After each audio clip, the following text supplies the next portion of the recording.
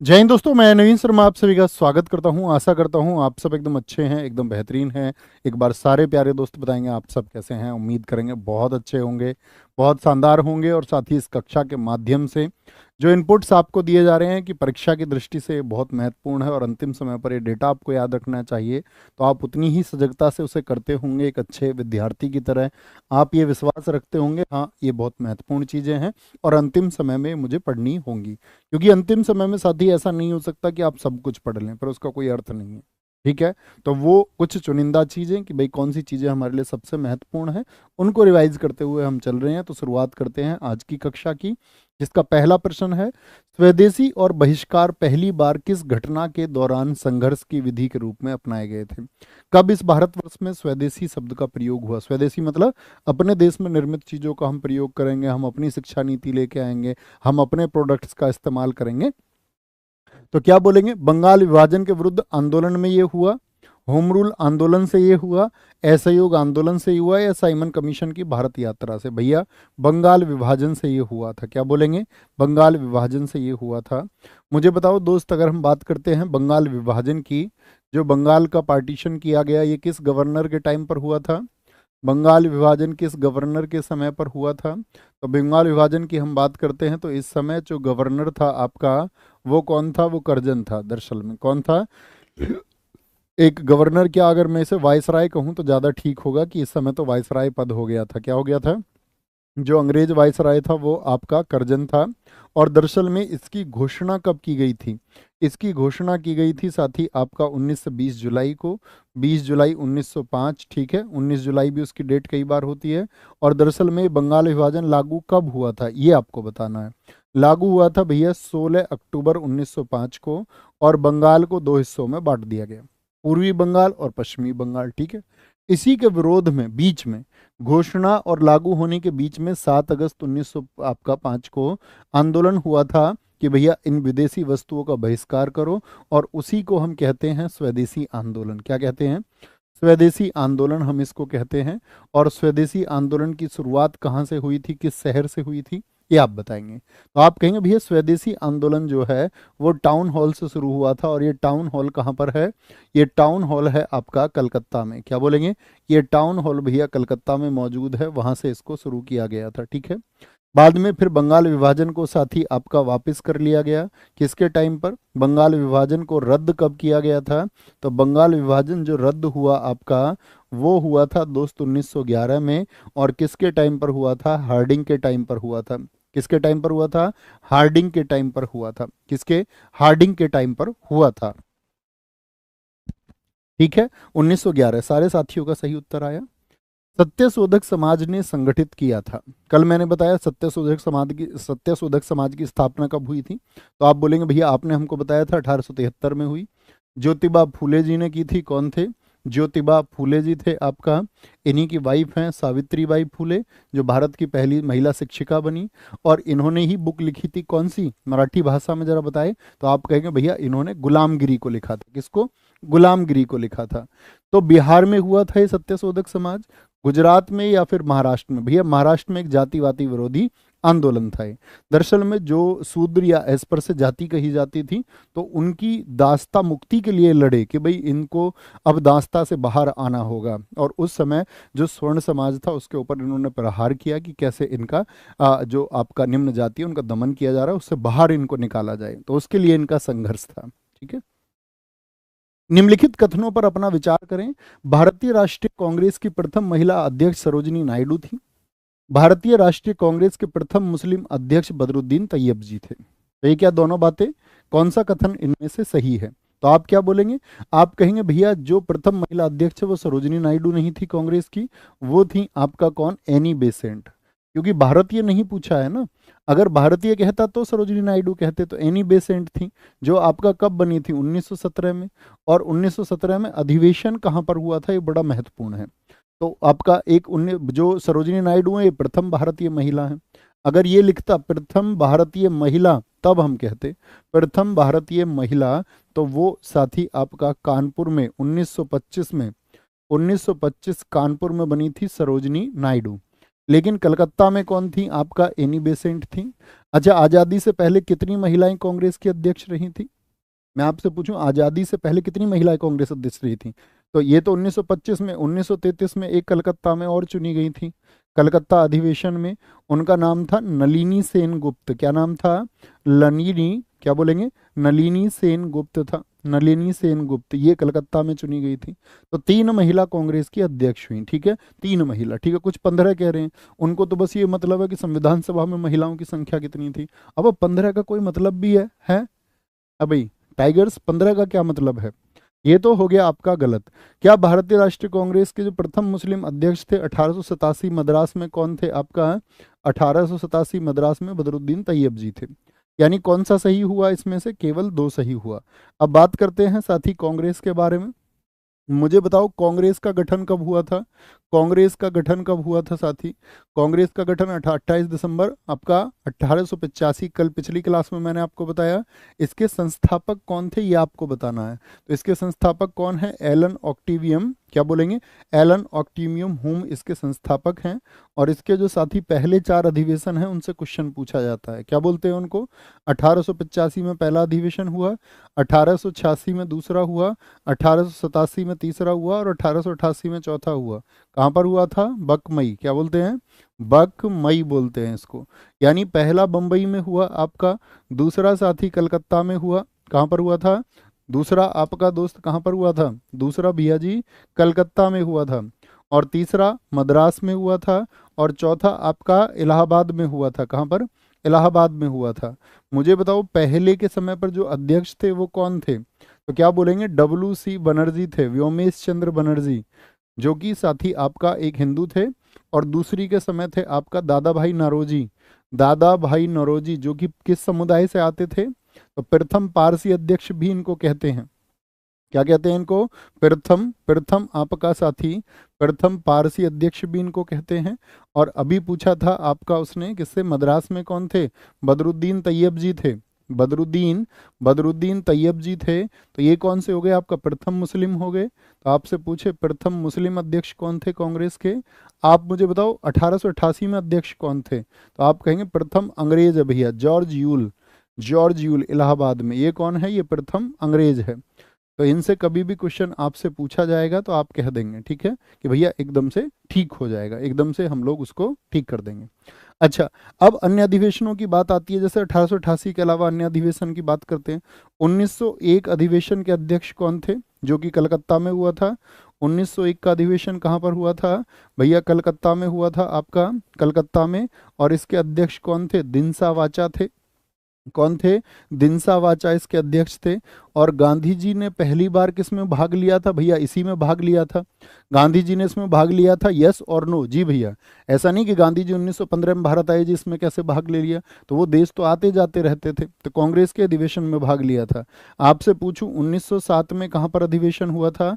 भैया सूरत में अधिवेशन हुआ था। और सूरत अधिवेशन के जो अध्यक्ष थे वो रास बिहारी घोष थे। कौन थे? रास बिहारी घोष थे। और महत्वपूर्ण घटना क्या है इस समय की? कि कांग्रेस जो है वो नरम दल और गरम दल में, नरम दल और साथी कांग्रेस का गरम दल में विभाजन हो गया था। नरम दल और गरम दल में क्या हो गया था? विभाजन हो गया था, विभाजन, ठीक है। लेकिन मैं आपसे पूछूं नरम दल और गरम दल का एकीकरण कब हुआ? तो क्या उत्तर आएगा? नरम दल और गरम दल का एकीकरण होता है आपका 1916 के लखनऊ अधिवेशन में। तो 1916 का जो अधिवेशन हुआ वो कहाँ पर हुआ था? वो लखनऊ में हुआ। और इसकी अध्यक्षता किसने की थी? अंबिका चरण मजूमदार ने की थी। अंबिका चरण मजूमदार ने की थी। 1924 का अधिवेशन पूछे बेलगांव का, क्या बोलेंगे? 1924 में कहाँ पर हुआ था अधिवेशन? बेलगांव में हुआ था। बेलगांव कहाँ पर है? आपका कर्नाटक में है। कर्नाटक में है। इसके अध्यक्ष कौन बने थे? महत्वपूर्ण बात है, महात्मा गांधी एक ही बार कांग्रेस के अध्यक्ष रहे। महात्मा गांधी बने थे। कौन बने थे? महात्मा गांधी बने थे। 1924 के बाद में 1929 आपका साथी कहाँ पर अधिवेशन हुआ था ये आपको बताना है, जिसमें साथी आपका नेहरू जी आपका अध्यक्ष रहे थे। और नेहरू जी की अगर बात करते हैं तो यहाँ पर ही इन्होंने पूर्ण स्वराज्य की बात की थी। पूर्ण स्वराज्य की बात कहाँ पर हुई थी? तो 1929 का जो अधिवेशन हुआ वो कहाँ पर हुआ था? कई साथियों ने लिखा लाहौर, लाहौर, लाहौर। बहुत खूब मेरे साथियों। क्या बोलेंगे भैया? लाहौर में अधिवेशन हुआ था। You are the real fighters. मैं आपसे पूछूं, ऐसे ही एक अधिवेशन हुआ था 1924 से, याद रख लेना। हाँ, 1924 से पहले यहाँ पे याद रख लेना। 1923 में एक अधिवेशन हुआ था, विशेष अधिवेशन था। क्या बोलेंगे? 1923 एक विशेष अधिवेशन था आपका दिल्ली में। कहाँ पर? दिल्ली में एक विशेष अधिवेशन था, जिसके अध्यक्ष कौन बने थे? आपका बोलेंगे अबुल कलाम इसके अध्यक्ष बन गए थे, अबुल कलाम। और क्योंकि सबसे युवा अध्यक्ष बने थे, कुल 35 साल की उम्र में, 35 वर्ष की उम्र में सबसे युवा अध्यक्ष बन गए थे, इसीलिए यह अधिवेशन चर्चित माना जाता है। ठीक है। फिर सबसे चर्चित आते हैं सुभाष चंद्र बोस जी के। सुभाष चंद्र बोस जी के डिस्प्यूट को लेकर के, तो वो कौन से अधिवेशन है साथी आपके? तो हम कहेंगे भैया वो दो अधिवेशन आते हैं आपका।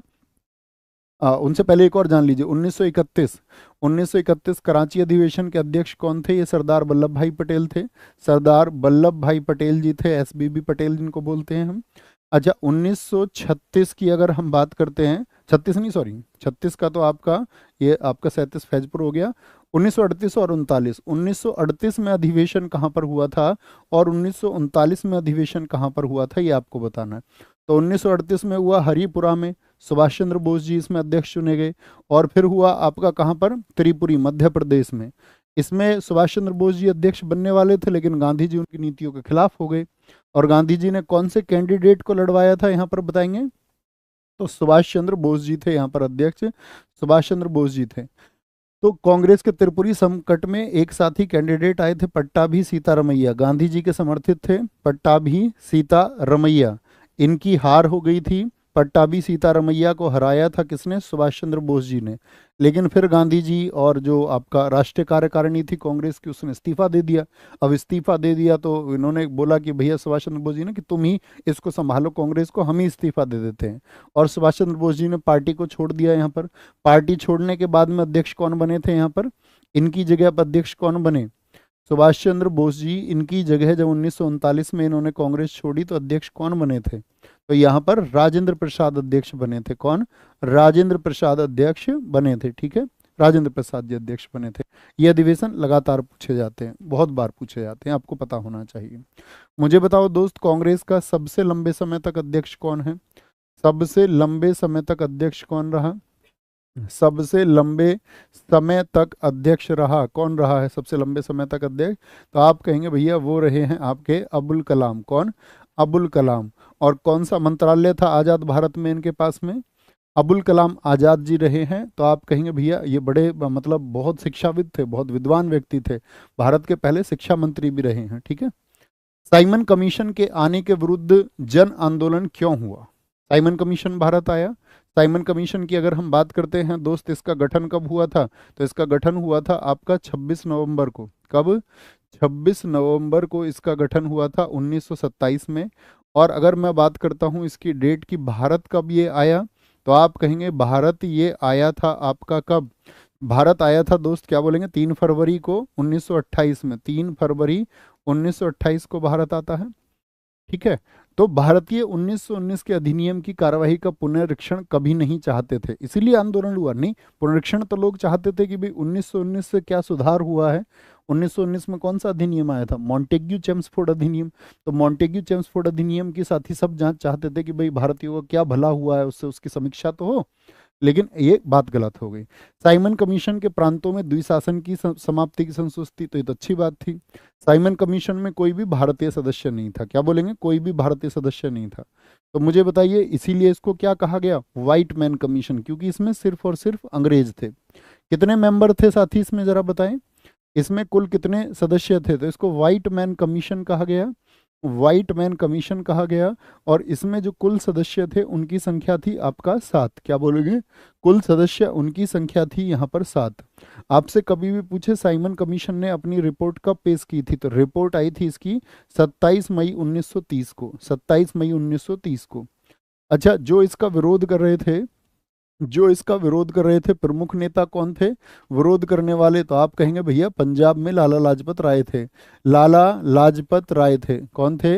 लाला लाजपत राय। और उन्हीं पर अंग्रेजी शासन, जो अंग्रेजी स्कॉट अधिकारी था उसने लाठियां बरसाई, एएसपी था सैंडर्स, लाठियां बरसाई, उसकी वजह से क्या हो गई, लाला लाजपत राय जी की मौत हो गई। क्या स्टेटमेंट इन्होंने दिया, बड़ा अच्छा पूछा जाता है कि मेरे सिर पर अंग्रेजी शासन का एक जो प्रहार है, मेरे सिर पर यानी जो प्रहार ये कर रहे हैं, तो उसके लिए उन्होंने स्टेटमेंट दिया था कि मेरे सिर पर लाठी का एक एक प्रहार अंग्रेजी शासन के ताबूत की कील बन करके उभरेगा। ये किसका स्टेटमेंट है, लाला जी का स्टेटमेंट है। किसका, लाला जी का स्टेटमेंट है। निम्नलिखित में से कौन सा कथन स्वतंत्रता संघर्ष के संबंध में असत्य है। 1905 में बंगाल का विभाजन हुआ था, ये सही बात है जी, अभी हमने ये पढ़ी थी। 1907 में मुस्लिम लीग का गठन हुआ। मॉडले मिंटो सुधारों द्वारा, मॉडले मिंटो सुधार आए थे आपके 1909 में, मुस्लिमों को स्वतंत्र चुनाव का अधिकार मिला था जी, सही बात है। तो उपयुक्त सभी चुन ले क्या, नहीं जी, क्योंकि मुस्लिम लीग का गठन 1907 में नहीं हुआ। मुस्लिम लीग जो था साथी आपका, उसका गठन कब हुआ था, आप सब जानते हैं। तो आप कहेंगे भैया मुस्लिम लीग जो है वो 1906 में गठित हुआ था आपका, कब, 1906 में। और कौन इसका नेतृत्व कर रहे थे, और इसके अध्यक्ष कौन बने थे, इसका अध्यक्ष बने थे दोस्त आपका, क्या बोलेंगे, आगा खां, क्या बोलेंगे, आगा खां। और सलीम उल्लाह खां आदि कौन कर रहे थे, इसका नेतृत्व कर रहे थे, नेतृत्व कर रहे थे सलीम उल्लाह खां। बड़ा अच्छा क्वेश्चन पूछा जाता है कि भैया ये बात बताइए, सलीम उल्लाह खां, ये बात बताइए कि जिन्ना, जिन्ना मुस्लिम लीग में शामिल किस वर्ष हुए थे, जिन्ना कब शामिल हुए मुस्लिम लीग में, जिन्ना 1913 में शामिल, क्या बोलेंगे, जिन्ना 1913 में शामिल, क्या बोलेंगे, जिन्ना कब शामिल हुआ, 1913 में जिन्ना शामिल हुआ, ठीक है, जिन्ना शामिल हुआ आपका। और अगर साथी हम बात करें यहाँ पर, इसी की वजह से, मुस्लिम लीग की वजह से ही फिर देश का विभाजन भी होता है। और प्रत्यक्ष कार्यवाही दिवस इन लोगों ने कब मनाया, भारत की आज़ादी के समय, डायरेक्ट एक्शन डे उसको कहते हैं, ठीक है, जिसमें देश में उत्पात मचाया गया। और 16 अगस्त 1946 को, 16 अगस्त 1946 को मुस्लिम लीग द्वारा प्रत्यक्ष कार्यवाही दिवस, जिसको डायरेक्ट एक्शन डे भी कहा जाता है, क्या बोलते हैं, डायरेक्ट एक्शन डे भी कहा जाता है। तो 16 अगस्त 1946, इस डेट को नहीं भूलना है, ठीक है, इस डेट को हमको नहीं भूलना है। नेक्स्ट है, दक्षिण अफ्रीका से लौटने के पश्चात, दक्षिण अफ्रीका से लौटने के पश्चात क्या बोलेंगे, महात्मा गांधी ने किस संगठन की सदस्यता ग्रहण की, किस संगठन की जो सदस्यता है उन्होंने ग्रहण की, बताएंगे, फटाफट से बताएंगे, फटाफट से बताएंगे, सारे दोस्तों का उत्तर आना चाहिए गजब तरीके से। तो क्या बोलेंगे भैया, जो आपका साथी महात्मा गांधी ने किस संगठन की सदस्यता ग्रहण की थी, तो उन्होंने आते ही भारतीय राष्ट्रीय कांग्रेस की सदस्यता ग्रहण की थी, ठीक है। मुझे बताओ, पहले तो बताओ गांधी जी के बारे में तो बताने की जरूरत नहीं है ना, उनका जन्म 2 अक्टूबर को 1869 में हुआ, पोरबंदर में हुआ, उनकी पत्नी का नाम क्या है, उनके कितने पुत्र थे, सबका कोई लेना देना नहीं है। मुझे बताओ गांधी जी अफ्रीका कब गए थे, गांधी जी अफ्रीका कब गए थे, किस वर्ष में गए थे, ये आपसे क्वेश्चन है मेरा। गांधी जी अफ्रीका गए थे कब, अफ्रीका गए थे दोस्त 1893 में। और कितने वर्ष वहां पर रुके थे, 21 वर्ष वहां पर रुके। 21 वर्ष वहां रुक करके आपको पता होना चाहिए किस स्टेशन पर गांधी जी को धक्का देकर बाहर उतार दिया गया था भैया, क्या बोलेंगे, आपका जोहान्सबर्ग से डरबन जाते समय सेंट पीट्स मारिट्सबर्ग स्टेशन पर उनको उतार दिया गया था। उनके जीवन की एक महत्वपूर्ण घटना है, ठीक है। और 21 वर्ष बाद वो वापस आए। लेकिन आपसे पूछे जो 1906 का फिनिक्स आश्रम उन्होंने कहाँ बनाया था, तो फिनिक्स आश्रम उन्होंने बनाया था आपका, फिनिक्स आश्रम उन्होंने बनाया था कहाँ पर, बोले भैया अफ्रीका में बनाया था फिनिक्स आश्रम, ठीक है, अफ्रीका में। तो भारत आए 21 वर्ष बाद, तो किस डेट को आए भारत, 9 जनवरी 1915 को, क्या बोलेंगे, भारत आए 21 वर्ष बाद 9 जनवरी 1915 को, 9 जनवरी 1915 को वापस आए। और 9 जनवरी 1915 को जो वापस आए, किस बंदरगाह पर उतरे, आपका अपोलो बंदरगाह पर, किस पर, अपोलो बंदरगाह पर उतरे। और इसके बाद में देश की राजनीति में क्या हो गए, सक्रिय हो गए। अपना गुरु किसको मान लिया, गोपाल कृष्ण गोखले को। गोपाल कृष्ण गोखले ने उनसे कहा कि अभी तुमको अध्ययन करना है, अभी देश की राजनीति के बारे में पढ़ो, इसको समझो अच्छे से, बाद में एक्टिव होना। तो बाद में जब वो एक्टिव हुए तो कौन कौन से आंदोलन है उनके सबसे पहले, तो बोलेंगे 1917 में कौन सा आंदोलन हुआ था, 1918 में कौन से 2 आंदोलन हुए थे 1918 में, 1920 में गांधी जी जिसमें आपका एक्टिव हुए वो कौन सा आंदोलन था, 1920 हो गया आपका। 1930 में गांधी जी किस आंदोलन में सक्रिय रहे, और 1942 में किस आंदोलन में सक्रिय रहे, उनकी सक्रियता किस में रही। तो क्या कहेंगे? 1917 में भैया चंपारण। चंपारण किस राज्य में हुआ था दोस्त बोलेंगे? चंपारण भैया जी बिहार में हुआ था, और नील की खेती के लिए हुआ था। यहाँ पर एक प्रणाली चलती थी, नील की खेती, यानी कि अंग्रेजी जो शासन था वो किसानों से नील की खेती कराता था 3 गट्ठे में, यानी 3/20 भाग में कराता था। और उसकी वजह से फसल, अन्य फसलें नहीं हो पाती थी, क्योंकि वो जैसे आप देखते होंगे सफ़ेदा की खेती है, बहुत अधिक नमी को सोख लेती है, अन्य फसलें नहीं हो पाती। किसानों को अपने पैर से नील को खोदना पड़ता। नील आपने भी देखा होगा, व्हाइट शर्ट पे लगा है आपकी पे नील, जब आप बच्चे थे छोटे? जी भैया, सबके लगा होगा। तो मुझे बताओ, गांधी जी को यहाँ आने के लिए आमंत्रित किसने किया था? गांधी जी को आमंत्रण किसने दिया था? उस व्यक्ति का क्या नाम है? राजकुमार शुक्ल। किसने बुलाया था गांधी जी को कि भैया यहाँ बिहार की समस्याएं सुनिए? बाद में फिर वहाँ मधुबनी में आपका साथी स्कूल वगैरह खोले गए, कि वहाँ की शिक्षा व्यवस्था भी खराब है। 1918 में दोस्त कौन सा आंदोलन हुआ था यहाँ पर? पहले अहमदाबाद मिल मजदूर आंदोलन। क्या बोलेंगे? जो अहमदाबाद मिल मजदूर आंदोलन था, कि मिल मजदूरों को क्या बोलेंगे, आपका प्लेग वायरस की वजह से क्या तनख्वाह जो बढ़ाने का वादा उन्होंने किया था, 50% बोनस देने का, उस वादे को पूरा नहीं कर रहे थे। मिल मालिक कह रहे थे भैया 20% ले लो, लेकिन वो बोले तुमने प्रॉमिस तो 50 का किया था, तो 50 क्यों नहीं देते? तो अब मिल मजदूर आपका आंदोलन पे बैठ गए।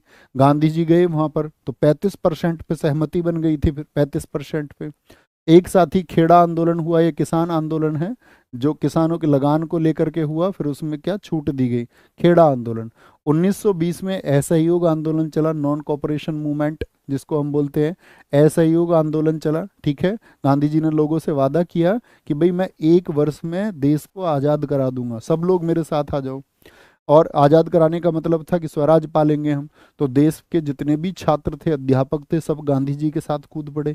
किसानों ने भी अपनी खेती छोड़ के गांधी जी के साथ सक्रिय हो गए। तो उसमें क्या हो गया, फिर वो काम तो हो नहीं पाया, काम तो हो नहीं पाया, क्योंकि एक घटना हो गई यहाँ पर। असफलता क्या कारण रहे? तो चोरी चोरा हो गया, और इसी यूपी में हुआ, इसीलिए बहुत इंपॉर्टेंट है। किसकी वजह से असहयोग वापस हो गया था बताएंगे? असहयोग वापस हो गया चोरी चोरा की वजह से। जैसे दिल्ली पुलिस ने पूछा आपका कि चोरी चोरा कहाँ पर पड़ता था, तो 4 ऑप्शन दिए उन्होंने। 4 ऑप्शन दिए चोरी चोरा के लिए, कि भैया आपका संयुक्त प्रांत में, मध्य प्रांत में, उत्तर प्रांत में। तो क्या चुनते आप? भैया हम तो जानते हैं यूपी का पुराना नाम यूनाइटेड प्रोविंस था, तो संयुक्त प्रांत उसको कहते हैं। चोरी चोरा किस दिन हुआ था? इसके लिए कई बार डेट 5 फरवरी लिखी होती है, और वो एक गलत डेट होती है। तो क्या बोलेंगे? चोरी चोरा गोरखपुर में हुआ। कहाँ पर? गोरखपुर में हुआ था, जिसकी वजह से गांधी जी ने क्या कर लिया था?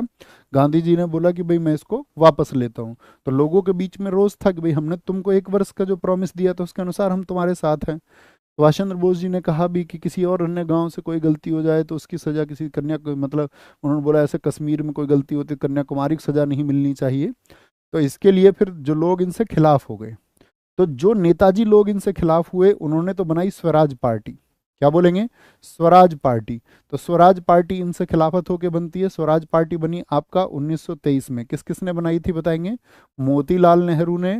मोतीलाल नेहरू थे इसमें, जो आपका मोतीलाल नेहरू, जो कि नेहरू जी के पिताजी थे। और साथ में इनके साथ में थे सुभाष चंद्र बोस जी के राजनीतिक गुरु चित्तरंजन दास। क्या बोलेंगे? चित्तरंजन दास। एक तो नेताजी लोगों की तो ये पार्टी बनी कि भाई हम गांधी जी के साथ अब नहीं है, ये तो कुछ भी कहते हैं। और साथ में जो स्टूडेंट वर्ग था वो भी बड़ा भड़का हुआ था। स्टूडेंट वर्ग ने क्या बना लिया था अपना? इसने बनाया आपका HRA। HRA Hindustan Republican association, जिसको हम कहते हैं, क्या बोलते हैं? Hindustan Republican association. Hindustan Republican association छात्रों ने बनाया, जो इनके खिलाफ छात्र हो गए थे, यानी हिंदुस्तान प्रजातांत्रिक संघ। और HRA कहाँ पर बना था? ये भी उत्तर प्रदेश में बना, तो बहुत महत्वपूर्ण। कानपुर यूपी में ये बना। और इसके जो संस्थापक थे वो थे आपके सचिंद्र सान्याल। कौन थे? सचिंद्र नाथ सान्याल। और अन्य उस समय के क्रांतिकारी इनके साथ जुड़ गए थे। लेकिन 1924 का जब ये गवर्नमेंट के पक्ष में आ गया स्टूडेंट वर्ग, कब बना था HRA? याद रख लेना, 1924 में, 1924 में। तो अंग्रेजों ने जब इस पर नज़र रखनी शुरू कर दी तो HRA का नाम इन्होंने बदल दिया।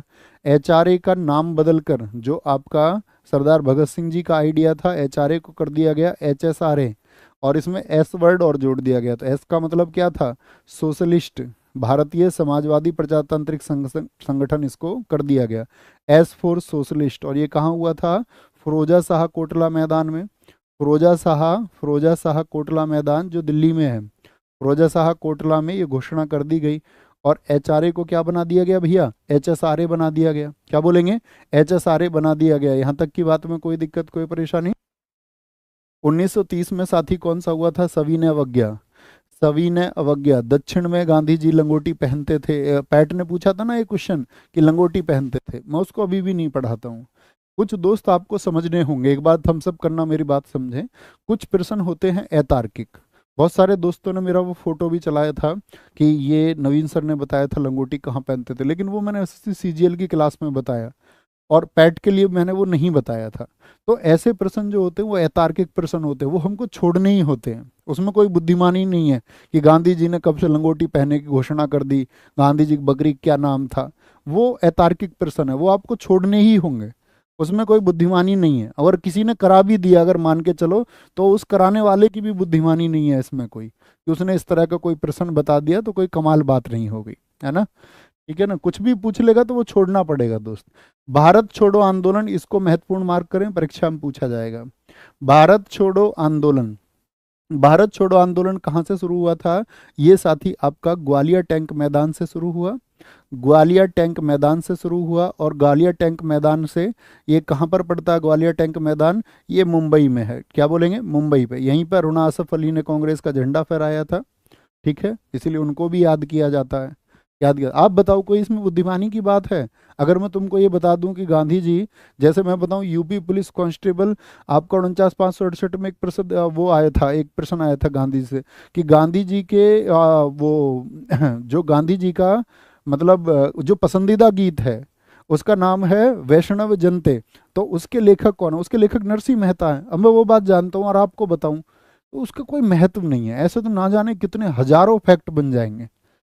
तो जो पूछने की चीज है या जो बताने की चीज है उसका उत्तर आप बता पाएंगे या नहीं, ये महत्वपूर्ण बात है, बस उसको मत छोड़ना। ऐसे एक आध परसेंट कोई बच्चा कर भी लेगा तो वो आपकी जगह नहीं ले सकता, है ना। आगे आएंगे। लोकसभा में राज्यों का किस आधार पर सीटें आवंटित होती हैं? जैसे आप देखते होंगे यूपी में कितनी सीटें हैं लोकसभा की? सबसे ज्यादा सीटें हैं। ठीक है, महाराष्ट्र में दूसरे नंबर पर सीटें, क्योंकि महाराष्ट्र दूसरे नंबर पर जनसंख्या में है। आपका पश्चिम बंगाल उस तरह जनसंख्या के आधार पर, बिहार उस तरह जनसंख्या के आधार पर। तो सबसे ज्यादा सीटें यूपी को मिल रही है, यानी क्या आधार क्या हुआ आपका? तो आप कहेंगे आधार है उसका जनसंख्या। क्या बोलेंगे? आधार उसका जनसंख्या है। और याद रख लेना, ये जो निर्धारण पहली बार हुआ था किस वर्ष हुआ था? तो निर्धारण आप कहेंगे भैया 1972 में पहली बार हुआ था। 1972 में पहली बार ये हुआ था। ठीक है, और जो सीटों की संख्या है वो यथावत किस वर्ष तक बनी रहेगी? बोलेंगे परिसीमन कब होगा आपका? जो सीटों की संख्या है, सीटों की संख्या है वो कब तक बनी रहेगी? तो सीटों की संख्या जो है साथी आपका कब तक बनी रहेगी? वो 2026 तक बनी रहेगी। क्या बोलेंगे? 2026 तक बनी रहेगी। ठीक है, बहुत सारे साथियों को पता है, बहुत गजब, बहुत शानदार। नेक्स्ट है जी, आगे आएंगे। निम्नलिखित में से उच्चतम न्यायालय की सबसे पहली महिला न्यायाधीश कौन थी? उच्चतम न्यायालय की, देखो हाई कोर्ट की पहली पूछे हिमाचल प्रदेश में, हाई कोर्ट यानी उच्च न्यायालय की पूछे तो आप कहेंगे लीला सेठ थी, लीला सेठ थी। लेकिन आपसे पूछे उच्चतम यानी सुप्रीम कोर्ट की, तो मीरा फातिमा बीबी हैं, मीरा फातिमा बीबी हैं। मुझे बताओ दोस्त, देश की पहली महिला वकील कौन है? महिलाओं की बात करते हैं। देश की पहली महिला वकील, या मैं बोलूँ फर्स्ट एडवोकेट कौन थी? तो देश की पहली महिला वकील में जो साथी नाम आएगा आपका, वो आएगा के सोराब जी। किसका नाम आएगा? के सोराब जी का नाम आएगा। ठीक है, के सोराब जी पहली वकील कौन थी? पहली टीचर आपसे पूछूं मैं, महिलाओं की बात कर रहे हैं, पहली टीचर कौन थी? तो मैंने बोला ज्योतिबा फूले जी की वाइफ थी सावित्री बाई फूले, क्योंकि निम्न वर्ग को जब वहाँ महाराष्ट्र में अध्ययन नहीं किया दिए जा रहा था कि भाई ये बच्चे निम्न जाति से नहीं पढ़ सकते, तो उन्होंने अपनी वाइफ से कहा कि तुम पढ़ो और तुम पढ़ाओ। तो उन्होंने खुद मतलब पढ़ना सीखा, उससे पहले नहीं जानती थी वो, पहले उन्होंने पढ़ना सीखा और फिर बच्चों को पढ़ाया। तो पहली महिला शिक्षिका हुई भारत की, ये आपको पता होना चाहिए। मैं पूछूं पहली सेना अधिकारी कौन है महिला? भारत की पहली महिला सेना अधिकारी कौन बनी जो आपका आर्मी ऑफिशियल हुई? आपका लक्ष्मी सहगल। कौन है? लक्ष्मी सहगल हैं, जो एपीजे अब्दुल कलाम जी के खिलाफ चुनाव भी लड़ी थी आपका। नेक्स्ट आपका पहली ट्रेन चालक कौन हुई? भारत की पहली ट्रेन ड्राइवर महिला कौन है? तो आप कहेंगे सुरेखा यादव जी हैं। कौन है? सुरेखा यादव। क्या नाम है? सुरेखा यादव जी हैं आपका। मैं आपसे पूछूं भारत की पहली महिला डॉक्टर कौन है? भारत की पहली महिला डॉक्टर कौन है? आनंदी गोपाल जोशी हैं। क्या बोलोगे? आनंदी गोपाल जोशी हैं, आनंदी गोपाल जोशी। आनंदी गोपाल भी याद रखेंगे तो कोई दिक्कत नहीं है। महिला पायलट पूछूं मैं आपसे, भारत की पहली महिला पायलट कौन है आपका? तो आप बोलेंगे सरला ठकराल हैं जी। कौन है? सरला ठकराल हैं, सरला ठकराल। लड़ाकू पायलट पूछ ले, फाइटर पायलट जो हैं आपकी, भारत की पहली महिला फाइटर पायलट कौन बनी थी? तो वो आपका क्या बोलेंगे भैया? भावना कांत थी। कौन थी? भावना, भावना कंठ थी आपका, ठीक है, भावना कंठ थी। पहली सीएम पूछ लूं मैं साथी आपसे, पहली महिला सीएम कौन बनी थी? क्योंकि यूपी में ही बनी थी, सुचेता कृपलानी। और यूपी स्पेशल आप पढ़ते हैं तो मैं आपसे पूछूंगा कि किस वर्ष में बनी थी सुचेता कृपलानी, जरा ये बताइए, तब आप अच्छे छात्र घोषित होंगे। पहली गवर्नर मैं आपसे पूछ लूं तो ये भी यूपी की थी, सरोजनी नायडू। क्या बोलेंगे? सरोजनी, सरोजनी नायडू बनी थी, सरोजनी नायडू बनी थी।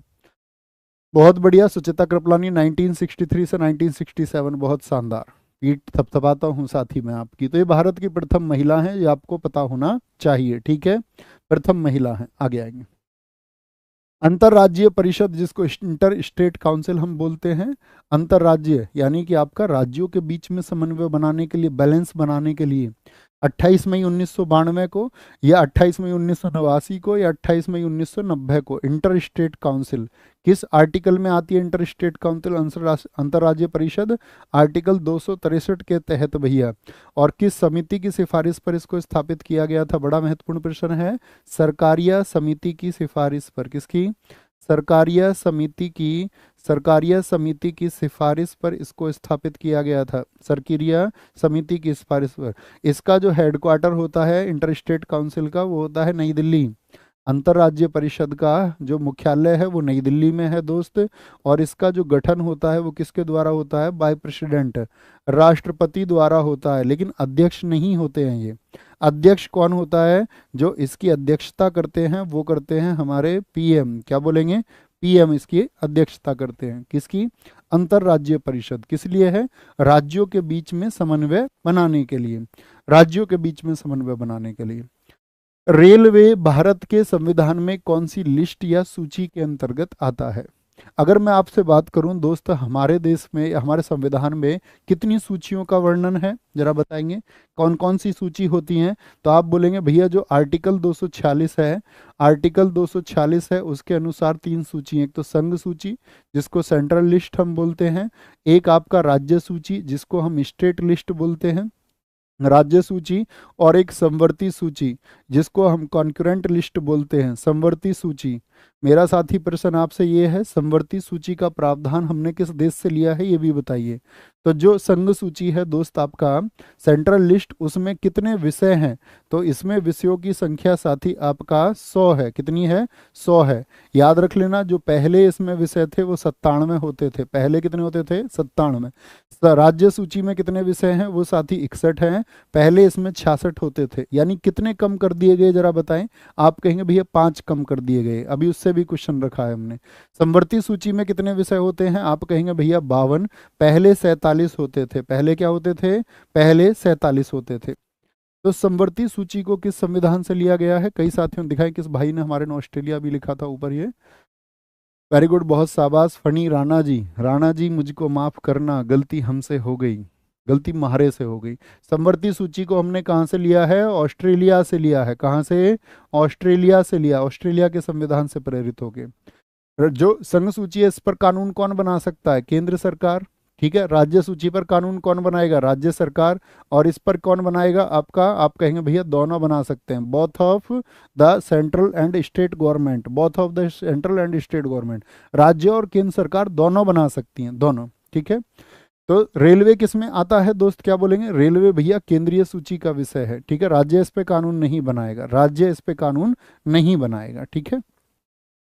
निम्नलिखित में से कौन सा विषय है जो समवर्ती सूची से, समवर्ती सूची में है, सॉरी, समवर्ती सूची में साथी आपका, मैंने आपको बताया कितने विषय हैं टोटल भैया, समवर्ती सूची में 61 विषय हैं।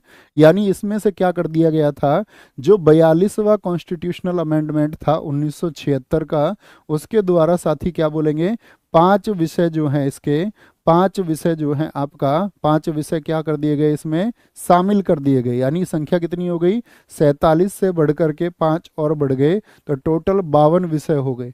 ये 5 विषय बड़े महत्वपूर्ण हैं, जिसमें से साथी एक तो शिक्षा है, शिक्षा सबसे महत्वपूर्ण, समवर्ती सूची का सबसे ज्यादा भी पूछा जाता है। एक साथी आपका मेजरमेंट है, नापतोल है, ठीक है, मापतोल है। तीसरा आपका एडमिनिस्ट्रेशन को लेकर के, न्याय प्रशासन को लेकर है, जुडिशरी एडमिनिस्ट्रेशन, न्याय प्रशासन को लेकर के। चौथा साथी इसमें वन्यजीव और साथी जो वाइल्ड लाइफ है और बर्ड्स के प्रोटेक्शन को लेकर के है, वन्यजीव और पक्षियों का संरक्षण। पांचवा आप बताओ कौन सा विषय है, वन्यजीव और पक्षियों का संरक्षण, ठीक है, वन्यजीव और पक्षियों का संरक्षण। और पांचवा भैया वन है आपका, क्या बोलेंगे, वन है। तो ये 5 विषय समवर्ती सूची में डाल दिए गए। तो समवर्ती सूची किसका विषय हो गया आपका, शिक्षा हो गया, क्या बोलेंगे, शिक्षा। पुलिस किसका विषय है जरा बताएं, पुलिस किसका विषय है भैया, राज्य का विषय है, राज्य का विषय है, ये आपका केंद्र का विषय है। भारतीय संविधान की 7वीं अनुसूची में ये भी बात याद रख लेना कि 7वीं अनुसूची आर्टिकल 246 में 3 प्रकार की सूचियां बताई गई हैं। तो अंतर्गत राज्य सूची में निम्नलिखित में से किसका उल्लेख है, विद्युत का उल्लेख है, रेलवे पुलिस का, शिक्षा का, या फिर वन का उल्लेख है। तो किसका उल्लेख है, क्या बोलेंगे, राज्य सूची में आएगी रेलवे पुलिस, विद्युत किस में, केंद्र में आ जाएगी, शिक्षा समवर्ती हो गई, वन समवर्ती हो गया आपका, वन समवर्ती हो गया। जैसे राज्य सूची के महत्वपूर्ण, स्टेट लिस्ट के महत्वपूर्ण है साथी आपका, क्या बोलेंगे, जैसे पुलिस तो कोई भी हो, पुलिस भी आएगी, जेल भी आएगी, पुलिस जेल आपका, जन स्वास्थ्य पब्लिक हेल्थ की बात अगर हम करें, जन स्वास्थ्य की बात हम करें, न्याय की बात करें वो भी राज्य का विषय है, न्याय। कृषि की हम बात करें, कृषि की हम बात करें आपसे, सिंचाई की बात हम करें, तो ये किसके विषय हैं, ये राज्य के विषय हैं। और अगर मैं बात करूं संघ के प्रमुख विषय कौन कौन से हैं, जो आपका केंद्र सूची में आते हैं, उसमें जनगणना महत्वपूर्ण विषय होता है, सेंसस, क्या बोलेंगे भैया, जनगणना महत्वपूर्ण विषय है, मुद्रा महत्वपूर्ण विषय है, बैंक उसमें महत्वपूर्ण विषय है, दूरसंचार उसमें महत्वपूर्ण विषय है, डाकतार आदि भी इसी के अंतर्गत आते हैं, नागरिकता महत्वपूर्ण विषय है, रेलवे महत्वपूर्ण विषय है। और समवर्ती सूची में क्या आता है, समवर्ती सूची के महत्वपूर्ण विषय मैं आपको बताऊं, कॉन्करेंट लिस्ट, इसमें विवाह जैसी चीजें, विवाह हो गया आपका, तलाक किसी से लेना है, कौन सा विषय हो गया आपका, संबंध, विवाह हो गया, तलाक हो गया, किसी का गोदनामा करा रहे हैं, गोदनामा करा रहे हैं, ये आदि विषय किसके हैं दोस्त आपके, ये समवर्ती सूची के विषय हैं, ठीक है, ब्याह शादी इसी के विषय हैं, समवर्ती सूची के, ठीक है। नेक्स्ट है, निम्नलिखित में से कौन कृत्रिम पारिस्थितिक तंत्र है, जो पारिस्थितिक तंत्र हो साथी आपका, यानी जो आपका किसके द्वारा, प्रकृति ने हमको दिया है, प्रकृति ने हमको दिया है। तो झीलें क्या प्रकृति के द्वारा दी गई हैं, जी भैया। घास के मैदान प्रकृति की देन है या नहीं है, वन जो है साथी ये प्रकृति की देन है या नहीं है। और अगर हम बात करें धान के खेत, क्या ये प्रकृति की देन है, नहीं। तो प्रकृति की जो जो देन है उसमें कुछ चीजें और आप मुझे बताइए, जैसे तालाब की बात मैं कर दूं, प्रकृति की देन है या नहीं है, जी भैया। समुद्र प्रकृति की देन है या नहीं है, जी भैया, ये प्रकृति की देन है।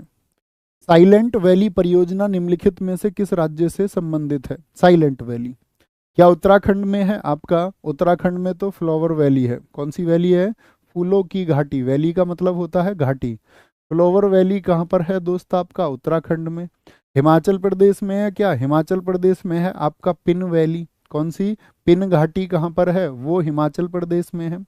केरल में है साइलेंट वैली, क्या बोलेंगे, केरल में साइलेंट वैली है। नौरा वैली भारत में कहाँ पर है, नौरा वैली भारत में कहाँ पर है, तो क्या बोलेंगे, नौरा वैली भैया पश्चिम बंगाल में है। और ये सब कैसे क्षेत्र हैं, ये सब आपके दोस्त जैव मंडल स्थल हैं, क्या है, जैव मंडल स्थल हैं। जैसे नीलगिरी कहाँ पर है, नीलगिरी जैव मंडल स्थल कहाँ पर है, नीलगिरी आपका दोस्त तमिलनाडु में है, ठीक है। नंदा देवी की बात करते हैं, नंदा देवी की बात करें, नंदा देवी आपका ये भी कहाँ पर, उत्तराखंड में। सुंदरावन आप मुझे बताओ, सुंदरवन जो है दोस्त ये कहाँ पर है, जहाँ पर नदियाँ डेल्टा बनाती हैं, गंगा ब्रह्मपुत्र का जो नदी का मुहाना है, तो क्या बोलेंगे उसको, ये पश्चिम बंगाल में है। कंचनजंगा कहाँ पर है, ऐसा ही जैवमंडल क्षेत्र, कंचनजंगा ऐसी ही घाटियाँ कहाँ पर हैं दोस्त, सिक्किम में है। कहाँ पर है भैया जी, सिक्किम में है। कहाँ पर है, सिक्किम में है, ठीक है। विलुप्त होने वाली प्रजातियों की सूचीबद्धता होती है। विलुप्त होने वाली, जो क्या हो चुकी हैं, विलुप्त हो चुकी हैं। विलुप्त का मतलब अब खत्म हो चुकी हैं। जैसे आपने देखा होगा यात्री कबूतर, पहले कबूतर मैसेज लेके चला जाता था, अब कबूतर चला जाएगा, कबूतर जा जा जा मेरे प्यार की पहली चिट्ठी, ऐसे ही कुछ गाना था ना वो, लेकर आ। तो अब नहीं जाएगा कबूतर, क्योंकि यात्री कबूतर की अंतिम मौत हो गई 1912 में। तो वो कबूतर क्या है, वो कबूतर क्या है भैया, आप कहेंगे कि वो आपके ऐसे कबूतर अब क्या हो गए हैं, विलुप्त हो गए हैं, अब प्रेम की चिट्ठी नहीं जा सकती। तो ये सब लिखा होता है रेड डेटा बुक में। प्रश्न आता है, रेड डेटा बुक को जारी कौन सी संस्था करती है। इसको जारी करता है IUCN। IUCN द्वारा इसको जारी किया जाता है। तो IUCN का फुल फॉर्म आप मुझे बताइए, क्या बोलेंगे, इंटरनेशनल यूनियन फॉर आपका क्या बोलेंगे, कंजर्वेशन ऑफ नेचर। तो किस बात के लिए आपका अंतर्राष्ट्रीय संघ है, किसके, प्रकृति संरक्षण के लिए। IUCN, अगर हम बात करते हैं, ये साथी जो लाल लाल रंग से बताता है, तो बताता है लुप्त प्राय को, यानी ये लुप्त हो सकती हैं, इन पर थोड़ी नज़र रखो तो बचाया जा सकता है। लेकिन जो काला रंग होता है, जो काला रंग होता है, वो बताता है कि ये विलुप्त हो ही चुकी हैं। क्या बोलेंगे, ये विलुप्त हो ही चुकी हैं, अब इनको कोई नहीं बचा सकता। ऐसे ही साथी, ये तो हो गया जीवों के बारे में। तो रेड डेटा बुक में क्या होता है, विलुप्त होने वाली प्रजाति। ऐसे ही साथी पर्यावरण के बारे में, जो पर्यावरण में जो पेड़ पौधे आपका विलुप्त हो रहे हैं, तो पर्यावरण के बारे में आती है ग्रीन डेटा बुक। कौन सी, वो ग्रीन डेटा बुक आती है। तो ग्रीन डेटा बुक का संबंध किससे है, तो आप कहेंगे भैया उसका संबंध है एनवायरनमेंट से, पर्यावरण से। ओके, आगे आएंगे। Indian institute of ecology and environment अवस्थित है, इसको महत्वपूर्ण मार्क कर लो, too much important. Indian institute of ecology New Delhi में, मुंबई में, कोलकाता में, या फिर तिरुवनंतपुरम में, भैया जी नई दिल्ली में मौजूद है। तो ये पर्यावरण की संस्थाएं हैं। जैसे मैं आपसे पूछूं, जो वन अनुसंधान है, फॉरेस्ट रिसर्च इंस्टीट्यूट कहाँ पर है, वन अनुसंधान, तो आप कहेंगे वो भैया जी हमारा कहाँ पर है, देहरादून में है। कहाँ पर है, देहरादून में है। ऐसे ही मैं आपसे पूछूं, राष्ट्रीय पर्यावरण, क्या बोलेंगे, राष्ट्रीय पर्यावरण, क्या बोलेंगे, राष्ट्रीय पर्यावरण आपका शोध अनुसंधान संस्थान जो है, राष्ट्रीय पर्यावरण शोध नहीं बोलेंगे, अभियांत्रिकी वर्ड का भी इस्तेमाल करेंगे। राष्ट्रीय पर्यावरण अभियांत्रिकी शोध संस्थान, जिसको हम नीरी के नाम से जानते हैं, और परीक्षाओं में ना जाने कितनी बार पूछा जाता है नीरी। क्या बोलेंगे, नीरी का जो सेंटर है वो कहाँ पर है, वो नागपुर में है। कहाँ पर है, नागपुर में। तो मतलब क्या होता है नीरी से, national environment engineering research institute. जैसे मैं आपसे पूछूं, संयुक्त राष्ट्र संयुक्त राष्ट्र पर्यावरण कार्यक्रम, ये कहाँ पर है साथी, इसका हेडक्वार्टर, क्या बोलेंगे, पर्यावरण कार्यक्रम, जिसको हम यूनेप के नाम से जानते हैं, यूनाइटेड नेशंस एनवायरनमेंट प्रोग्राम। ये तो आपको इसी कक्षा में बताया, तो सारे दोस्तों का उत्तर आए। ये कहाँ पर है, यूनेप का मुख्यालय ये नैरोबी में है। कब खुला था नैरोबी, केन्या की राजधानी में, भैया 1972, 1972। इसका वर्ष भी पूछा जाता है, 1972 होगा, बड़ा महत्वपूर्ण है। निम्नलिखित में से कहाँ सदाबहार के वन पाए जाते हैं, सदाबहार के वन कहाँ पर पाए जाते हैं, वो आपका मालवा में पाए जाते हैं, पूर्वी घाट में पाए जाते हैं। फिर पूर्वी घाट हो गया, इसको पश्चिमी घाट कर लीजिए, क्या बोलेंगे, पश्चिमी घाट कर लीजिए, दो बार आ गया पश्चिमी घाट। तो कहाँ पर पाए जाएंगे, दो बार लिख गया, पश्चिमी घाट में ही पाए जाते हैं सदाबहार के वन। और याद रख लेना, साथ में नॉर्थ ईस्ट में भी पाए जाते हैं देश में, और अंडमान निकोबार में भी पाए जाते हैं, अंडमान निकोबार में भी। और इनके लिए क्या चाहिए, 200 सेंटीमीटर से ज़्यादा वर्षा चाहिए। क्या चाहिए, 200 सेंटीमीटर प्लस वर्षा इनके लिए चाहिए। तो कहाँ पर बोलेंगे, पश्चिमी घाट या सह्याद्री भी हम कह सकते हैं, कि वहाँ पर हमारे ये वन पाए जाते हैं। ग्रीन मफलर संबंधित है। ग्रीन मफलर का संबंध किससे होता है? अब हम इन कक्षाओं में उन प्रश्नों को शामिल कर रहे हैं जो हमसे हमेशा जनरली चूके रहते हैं और हमारा ध्यान नहीं जाता है। जैसे आप पेड़ पर जाते, यहाँ सड़क पर जाते होंगे, पेड़ पर नहीं सॉरी, आप सड़क पर जाते होंगे तो यहाँ सड़क के किनारे बहुत सारे पेड़ लगे होते हैं या नहीं? सड़क किनारे पेड़ लगे होते हैं, साथी बोलेंगे हाँ या ना। जी भैया। तो ये दरअसल में क्यों होते हैं कि यहाँ जो हॉर्न वगैरह आपका हॉर्न जो आप बजा रहे हैं, यहाँ गाड़ियों में जो आप हॉर्न बजा रहे हैं, उनकी वजह से जो शोर पैदा होता है उस शोर को रोक लिया जाए, उस शोर को रोक लिया जाए, यानी कि ध्वनि प्रदूषण को रोकना इनका मकसद होता है। तो सड़क किनारे पूछ लेता है ग्रीन मफलर में क्या होता है, तो आप कहेंगे भैया सड़क किनारे वृक्ष लगा दिए जाते हैं, सड़क किनारे वृक्ष लगा दिए जाते हैं। निम्न में से कौन सा है जो साथी मिश्रण है? मिश्रण का मतलब होता है क्या? जो दो या दो से अधिक पदार्थों से मिलकर बना हो, ठीक है, समान मात्रा में समांगी और आपका विषम मात्रा में हो तो विषमांगी। तो पानी क्या होता है आपका? हाइड्रोजन ऑक्सीजन का होता है, जी हाँ, समान अनुपात में। दूध आपका साथी, अगर हम बात करें, बहुत सारी चीज़ें मिली होती है, दूध भी, पानी भी, कैल्शियम भी, हवा गैसों का मिश्रण होता है, तो क्या बोलेंगे? ये सभी होते हैं मिश्रण, ये सभी मिश्रण होते हैं। आधुनिक आवर्त नियम किसके द्वारा बनाया गया था? अब देखो, आवर्त सारणी के बारे में जरूरी चीजें आपको पता होनी चाहिए उसके इतिहास से। तो आधुनिक आवर्त सारणी तो बनाई मौजले ने, क्या बोलेंगे? ये मौजले ने बना दी आधुनिक आवर्त सारणी। कब? 1913 में। मौजले ने क्या आधार बनाया था? मौजले का आधार क्या था? तो आप कहेंगे इसका आधार था परमाणु क्रमांक। क्या बोलेंगे? एटॉमिक नंबर को इसने आधार बनाया था। किसको? एटॉमिक नंबर को इसने आधार बनाया था। एटॉमिक नंबर को आधार बना लिया था इसने, ठीक है, परमाणु क्रमांक को। इसने कहा था जो तत्व हैं उनकी जो भौतिक और रासायनिक गुण है वो परमाणु क्रमांकों के आवर्ती फलन होते हैं, यानी जो भी उनकी जो आपका फिजिकल या केमिकल प्रॉपर्टीज होंगी वो किसके प्रोपोर्शनल होंगी? वो आपका एटॉमिक नंबर के प्रोपोर्शनल होंगी। लेकिन जो पहले आवर्त सारणी बनाई थी वो किसने बनाई थी? जब न्यूलैंड का अष्टक का नियम कैंसिल हो गया था तो वो मेंडलीफ साहब थे। तो मेंडलीफ ने जो आवर्त सारणी बनाई थी उन्होंने क्या आधार रखा था? तो मेंडलीफ की आवर्त सारणी जो उन्होंने 1869 में दी थी, लेकिन वो दरअसल में पब्लिश हुई थी आपका, प्रकाशित कब हुई थी? ये प्रकाशित हुई थी आपका 1872, एक जर्मन मैगजीन में प्रकाशित हुई थी। इन्होंने कुल 63 तत्व अपनी आवर्त सारणी में दिए थे और इनका जो आधार था वो था आपका क्या? इनका आधार था परमाणु द्रव्यमान, यानी कि जो एटॉमिक वेट है, परमाणु भार को इन्होंने, जो जैसे मैं ऑक्सीजन की बात करता हूँ तो 8O16, तो ये क्या कह रहे हैं? मौजले कह रहे हैं परमाणु क्रमांक यानी 8 आधार रहेगा, गुण उसी के आधार पर चलते हैं।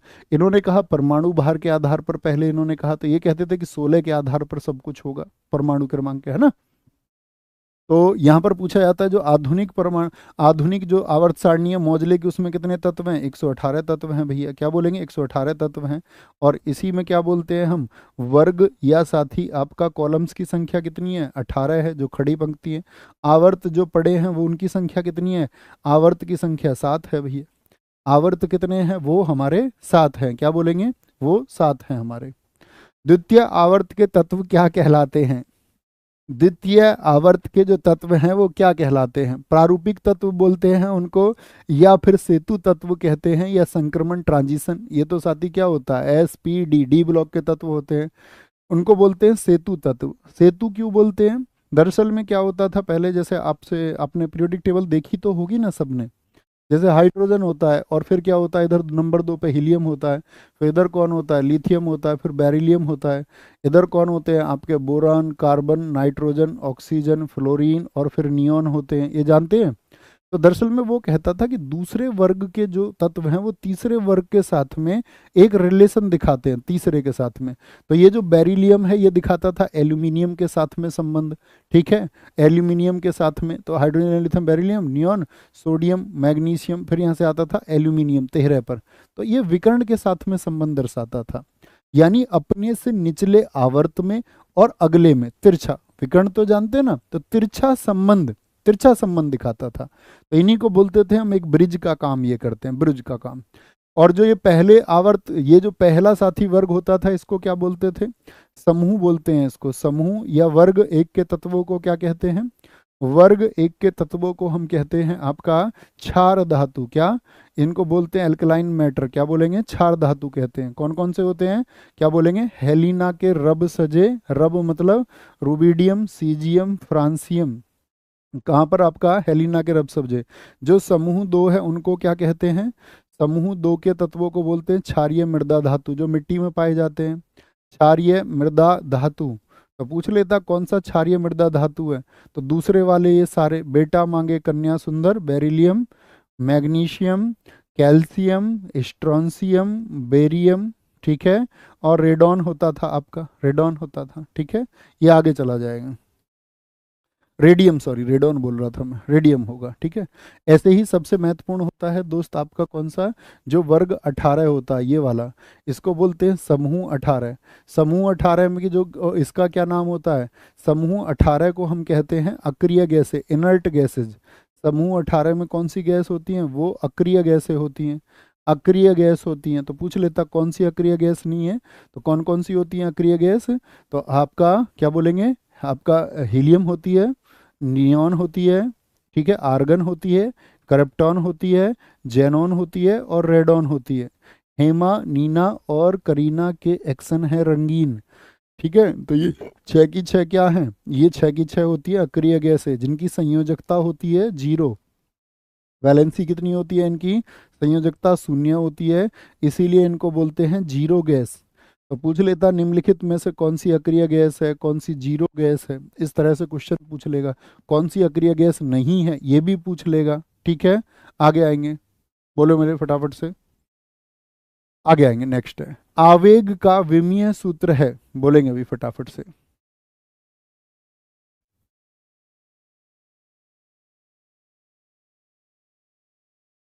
फटाफट से देंगे सारे दोस्त, उत्तर देंगे, सबका आंसर आना चाहिए। B B B B B B, ज्यादातर साथियों का उत्तर बी आया। ml² T-2, ये तो देखने की बात होगी। ज्यादातर साथियों का बी। विमा निकालनी नहीं आती तुमको? विमा निकालनी नहीं आती? मुझे बताओ, जैसे द्रव्यमान लिखा हुआ है मास, इसकी विमा क्या होगी? पहले द्रव्यमान की बताओ, ऐसे भी पूछ सकता है। द्रव्यमान जो होता है, जिसको हम मास कहते हैं, इसको किस में नापते हैं? आप कहेंगे भैया इसको किलोग्राम में नापते हैं, किलोग्राम की विमा होती है हमेशा m। जितनी भी साथी आपका दूरी होती है, या फिर मैं बात करूं जो लंबाई होती है, लंबाई जो होती है, लंबाई जो भी होगी वो किस में नपेगी साथी? आपका मीटर में नपती है। और लंबाई मीटर में नपेगी तो उसकी विमा क्या हो जाती है? एल हो जाती है। और समय की विमा क्या होती है, बताएं फटाफट से। समय की विमा क्या होती है? जो टाइम है आपका साथी, जिसको सेकंड में हम नापते हैं, तो सेकंड की विमा क्या होती है आपका? तो आप कहेंगे सेकंड की होती है भैया विमा टी होती है। क्या बोलेंगे? टी होती है, टी होती है। बी वाले सारे गलत हैं, सी वाले भी सारे गलत थे। अब देखना, बड़ा आसान सा तरीका है, बस सूत्र पता होने चाहिए। जैसे मैं बोलूं साथी आपसे क्षेत्रफल की विमा क्या होगी, क्षेत्रफल का सूत्र क्या होता है? लंबाई गुणा चौड़ाई। तो लंबाई को भी किस में नापोगे भैया? मीटर में नापेंगे। और चौड़ाई को भी किस में नापेंगे? मीटर में नापेंगे। लंबाई या चौड़ाई को, तो मीटर की क्या होगी? एल हो गया, और साथ ही एल हो गया। तो एल की एल क्या हो गया? एल की घात कितनी हो गई? 2 हो गई, ठीक है, कोई दिक्कत? मैं बोलूँ आयतन की विमा क्या होती है? आयतन की विमा आप बोलेंगे भैया लंबाई गुणा चौड़ाई गुणा ऊंचाई, length into breadth into height होती है। तीनों को किस में नापेंगे? लंबाई को भी एल में, चौड़ाई को भी एल में, और ऊंचाई को भी एल में, क्योंकि वो भी एक लंबाई है, तो एल की घात 3 हो गया, ठीक है। कोई दिक्कत इस बात में? कोई परेशानी इस बात में? मुझे बताओ चाल बराबर क्या होता है? चाल बराबर क्या होता है सूत्र? चाल बराबर होता है दूरी बटे समय। चाल बराबर होता है दूरी बटे समय। दूरी का मात्रक क्या होता है? सारे दोस्त उत्तर देंगे, बड़ा आसान है सीखना। तो दूरी एक लंबाई है, लंबाई को नापेंगे एल में, और साथ ही समय को नापेंगे टी में। तो टी कहाँ है? नीचे है, तो टी ऊपर आएगा तो क्या हो जाएगा? टी हो जाएगा माइनस की घात 1। भाई प्लस की 1 थी ना, टी अकेला था ऊपर, ऊपर आएगा तो टी 1 माइनस का हो जाएगा। मैं पूछूं आपसे दोस्त, त्वरण का मात्रक क्या होगा? ये 5-7 याद कर लिए तो सब आसान है। त्वरण का होता है वेग परिवर्तन की दर, अर्थात चाल के जैसा ही हो गया। तो वेग क्या होता है आपका? जो चाल है, वेग परिवर्तन की दर बटे समय होता है, यानी टी हो जाएगा। तो ये क्या हो जाएगा आपका? एल टी की पावर -2 हो जाएगा, एल टी की पावर -2 हो जाएगा। अब आसान है, ये 4-5 याद रखिए। अब मैं आपसे पूछता हूँ बल का सूत्र क्या होता है? बल का सूत्र क्या होता है, m इंटू ए। फोर्स क्या होता है, बल बराबर होता है m इंटू ए। तो मास क्या है, ये आपका m इंटू ए। तो m को किस में नापेंगे साथी, आपका द्रव्यमान है तो m में ही नापेंगे भैया। और a का मात्रक, a क्या होता है आपका त्वरण, एक्सेलरेशन होता है, एक्सेलरेशन होता है। तो ये क्या हो गया आपका एल टी की पावर -2 हो गया। तो क्या बन जाएगा, एम एल टी की पावर -2। बल की याद कर लीजिए, बल क्या हो गया, एम एल टी की पावर -2। अब क्वेश्चन आएगा आवेग का, जो हमसे पूछा गया है। आवेग दरअसल में क्या होता है, जब किसी बड़े बल को बड़े निम्न सूक्ष्म समय के लिए लगाया जाता है तो ये क्या होता है, बल गुणा समय होता है, बल गुणा समय होता है। अब बल क्या है, एफ है। एफ की विमा यहाँ से रख लीजिए और समय की विमा क्या होगी, टी होगी। तो एफ की विमा क्या हो गई आपका, एम एल टी की पावर -2 और साथ ही साथ में टी हो गया। तो टी -2 और +1 कितना हो जाएगा, -1 हो जाएगा, यानी ऑप्शन डी होगा। गलती नहीं करनी, ये 5-6 विमाएं पूछी जाती हैं आपसे, तो यही पूछी जाएंगी, इसके अलावा नहीं। याद करके रखिए 5-6 विमाओं को। निम्नलिखित में से कौन सी व्याधि आनुवांशिक हेरिडेटरी है, जो एक साथी, अगर हम बात करें एक पीढ़ी से दूसरी पीढ़ी में जाती रहती है, तो कौन सी होगी, हीमोफीलिया। जी भैया, जिसमें रक्त का थक्का नहीं बनता। क्या होता है इसमें, रक्त का थक्का नहीं बनता, यानी विटामिन के काम नहीं करता है, रक्त का थक्का न बनना। अन्य कौन कौन सी हैं, क्या आप बता सकते हैं बीमारियां जो एक वर्ग से दूसरे वर्ग में जाती हैं। एक होती है साथी आपका वर्णांधता, कलर ब्लाइंडनेस जो होती है आपका वर्णांधता हो गई आपका। थैलासीमिया रोग होता है, थैलासीमिया रोग होता है। डायबिटीज़ भी कई बार होता है आपका, डायबिटीज़ भी कई बार होता है। जितने भी डाउन सिंड्रोम्स होते हैं, डाउन सिंड्रोम्स की अंगों का विकास नहीं हो पा रहा, जैसे साथी पार्किंसंस होता है आपका, क्या होता है, पार्किंसंस होता है। तो ये कैसी बीमारियां हैं सब, तो आप कहेंगे ये सब भैया हेरिडेटरी हैं, यानी एक वर्ग से दूसरे वर्ग पे ये जाती हैं। MRI, जीव विज्ञान में एक साथी मशीन आती है, आप भी देखते होंगे कि वो MRI कराने गए हैं। तो MRI जो होता है साथी बॉडी को आपका मतलब आपका डायग्नोसिस करने के लिए कि भाई कहाँ पर क्या गड़बड़ी है। तो मैग्नेटिक रिकॉर्ड ऑफ इंटेंसाइंस, या मैग्नेटिक रिकॉर्डिंग ऑफ इन्वेस्टिगेशंस, या मैग्नेटिक रेजोनेंस इमेजिंग होता है। क्या बोलेंगे, मैग्नेटिक रेजोनेंस इमेजिंग होता है। ऐसे ही दो बड़े यंत्र और पूछे जाते हैं, एक तो ईसीजी। ईसीजी किसका अध्ययन करने के लिए होता है, ईसीजी बोलेंगे, इसको बोलते हैं इलेक्ट्रोकार्डियोग्राफ होता है आपका, इलेक्ट्रोकार्डियोग्राफ ये होता है, या कई बार इलेक्ट्रोकार्डियोग्राम भी इसको बोलते हैं। ये किसके लिए है, हृदय के जांच के लिए होता है। एक होता है ईईसी, क्या बोलेंगे ईईजी, सॉरी, ईसीजी हो गया, ये ईईजी होगा। इसको बोलते हैं इलेक्ट्रो इंसेलोग्राफ, क्या बोलते हैं, इलेक्ट्रो इंसेलोग्राफ इसको हम कहते हैं। यानी कि आपका ये किसके लिए होता है, ये मस्तिष्क के लिए होता है। किसके लिए होता है, मस्तिष्क के लिए होता है, उसकी जांच के लिए होता है। ईईजी दिमाग कैसा है कैसा नहीं है उसके बारे में बताता है। निम्नलिखित में से कौन महात्मा गांधी राष्ट्रीय ग्रामीण गारंटी अधिनियम, जिसको मनरेगा आप कहते हैं, मनरेगा के अंतर्गत लाभ प्राप्त करने का पात्र है, जो मनरेगा के अंतर्गत लाभ प्राप्त करेगा, बताएंगे जी कौन सा होगा। तो केवल अनुसूचित जाति या अनुसूचित जनजाति यानी SC ST के लोगों को काम मिलता है, या गरीबी रेखा के जो नीचे हैं BPL, बिलो पॉवर्टी लाइन, उनको काम मिलता है, या सभी पिछड़े समुदायों के परिवारों के वयस्क सदस्यों को मिलेगा, या किसी भी परिवार के वयस्क सदस्य को। तो इसका मानक क्या है, BPL, ठीक है। और मुझे बताओ मनरेगा के लिए एक्ट कब आया था भैया, क्या बताया था मैंने आपको, मनरेगा के बारे में बताया था 2005। और कब शुरू हुआ था ये, 2 फरवरी 2006 से शुरू हुआ था, 2 फरवरी 2006 से इसकी स्टार्टिंग हुई थी। नरेगा का नाम बदल के मनरेगा किस वर्ष किया गया था, तो आपको पता होना चाहिए, इसी कक्षा में हमने आपको बताया 2 अक्टूबर 2009 को भैया किया गया था। कई साथी मुझसे पहले भी उत्तर बताते हैं, बहुत बढ़िया, बहुत शानदार। बंद अर्थव्यवस्था कौन सी अर्थव्यवस्था होती है, बंद अर्थव्यवस्था, मुद्रा पूर्ति पूर्णतः नियंत्रित होती है गवर्नमेंट के द्वारा, घाटे की अवस्था हो, जैसे भारत हो गया घाटे में, और कई बार बहुत सारे देश विकासशील देश घाटे में होते हैं, केवल निर्यात होता है, कि सिर्फ चीज़ों को भेजा जाता है। भैया ना तो निर्यात ना आयात, ठीक है। पूर्णतः वैसे ये कहीं एप्लीकेबल नहीं है, क्योंकि बिना एक दूसरे देशों के संबंध के चलता नहीं है, लेकिन बहुत सारी रोक होती है। जैसे किम जोंग उन ने लगा रखी है उत्तर कोरिया के, जो उत्तर कोरिया का है, देखा तुमने वो किंग जोंग उन? बोलेंगे अभी फटाफट से, आराम से आगे आएंगे। सर्वप्रथम किस वर्ष रेल बजट को आम बजट से अलग पेश किया गया था? रेल बजट को आम बजट से अलग पेश किया गया था।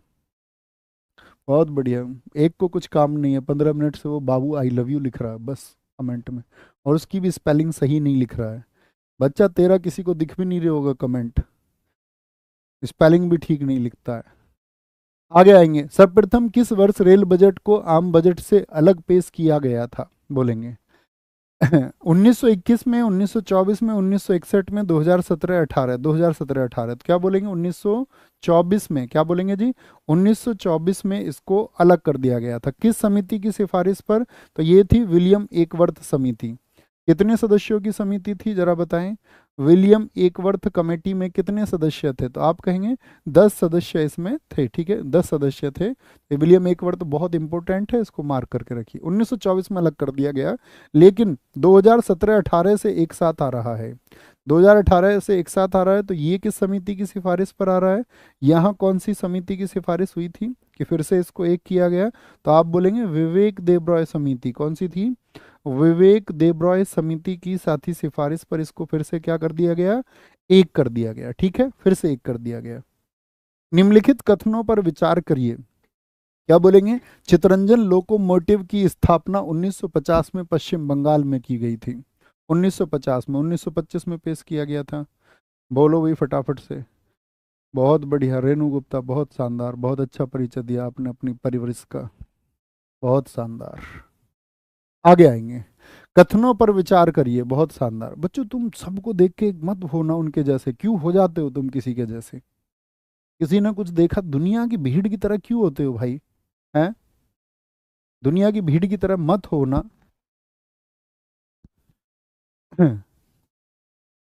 कल आपने देखा जैवलिन में कौन जीता, भाला फेंक में कौन जीता था बताओ? सारे दोस्त आंसर लिखेंगे। तो आप कहेंगे भाला फेंक में नदीम जीता। और किसी देश के लिए प्राइड है, एक खिलाड़ी है। तो मतलब तुम उनकी तरफ से, लोग क्या लिख रहे थे? बम फेंकने की प्रैक्टिस होगी, पत्थर फेंकने की प्रैक्टिस होगी। उस व्यक्ति के पास एक भाला खरीदने तक के पैसे नहीं है, किसी ने स्पॉन्सरशिप तक नहीं दी, और कोई विजेता बन जाता है तो तुम उससे चिढ़ते हो। ये कोई बात थोड़ी ना हुई भाई। तुम्हारी एक्सपेक्टेशंस बहुत ज़्यादा है नीरज चोपड़ा से। तो वो सिल्वर ले आए तो तब भी तो पदक आया है, कांसे भी लाते तब भी टॉप 3 में होते, तो वो एक सम्मान की बात है अलग। लेकिन एक स्पोर्ट पर्सन की उसकी भावनाएं होती हैं। सोचो आप खेल रहे होते, लोग आपके लिए ऐसा लिख रहे होते, तो किसी के बारे में जब तुम खुद लिखते हो या बोलते हो तो ये सोच लिया करो, उसकी जगह अगर मैं होता तो क्या वो महसूस कर पाता? तो आप उसको उसकी जगह जाके तो आप महसूस कर ही नहीं सकते, खैर उसको, लेकिन कम से कम थोड़ी भावनाएं तो रखा करो। तो दुनिया के जैसे क्यों होना है? क्यों रेणु गुप्ता, मैं तुम्हारे लिए बोल रहा हूँ ये, है ना? तो रेस्पेक्ट किया करो यार। तुमको मतलब तुम्हारा जन्म तुक्के से ही तो देश में हुआ, भारत में।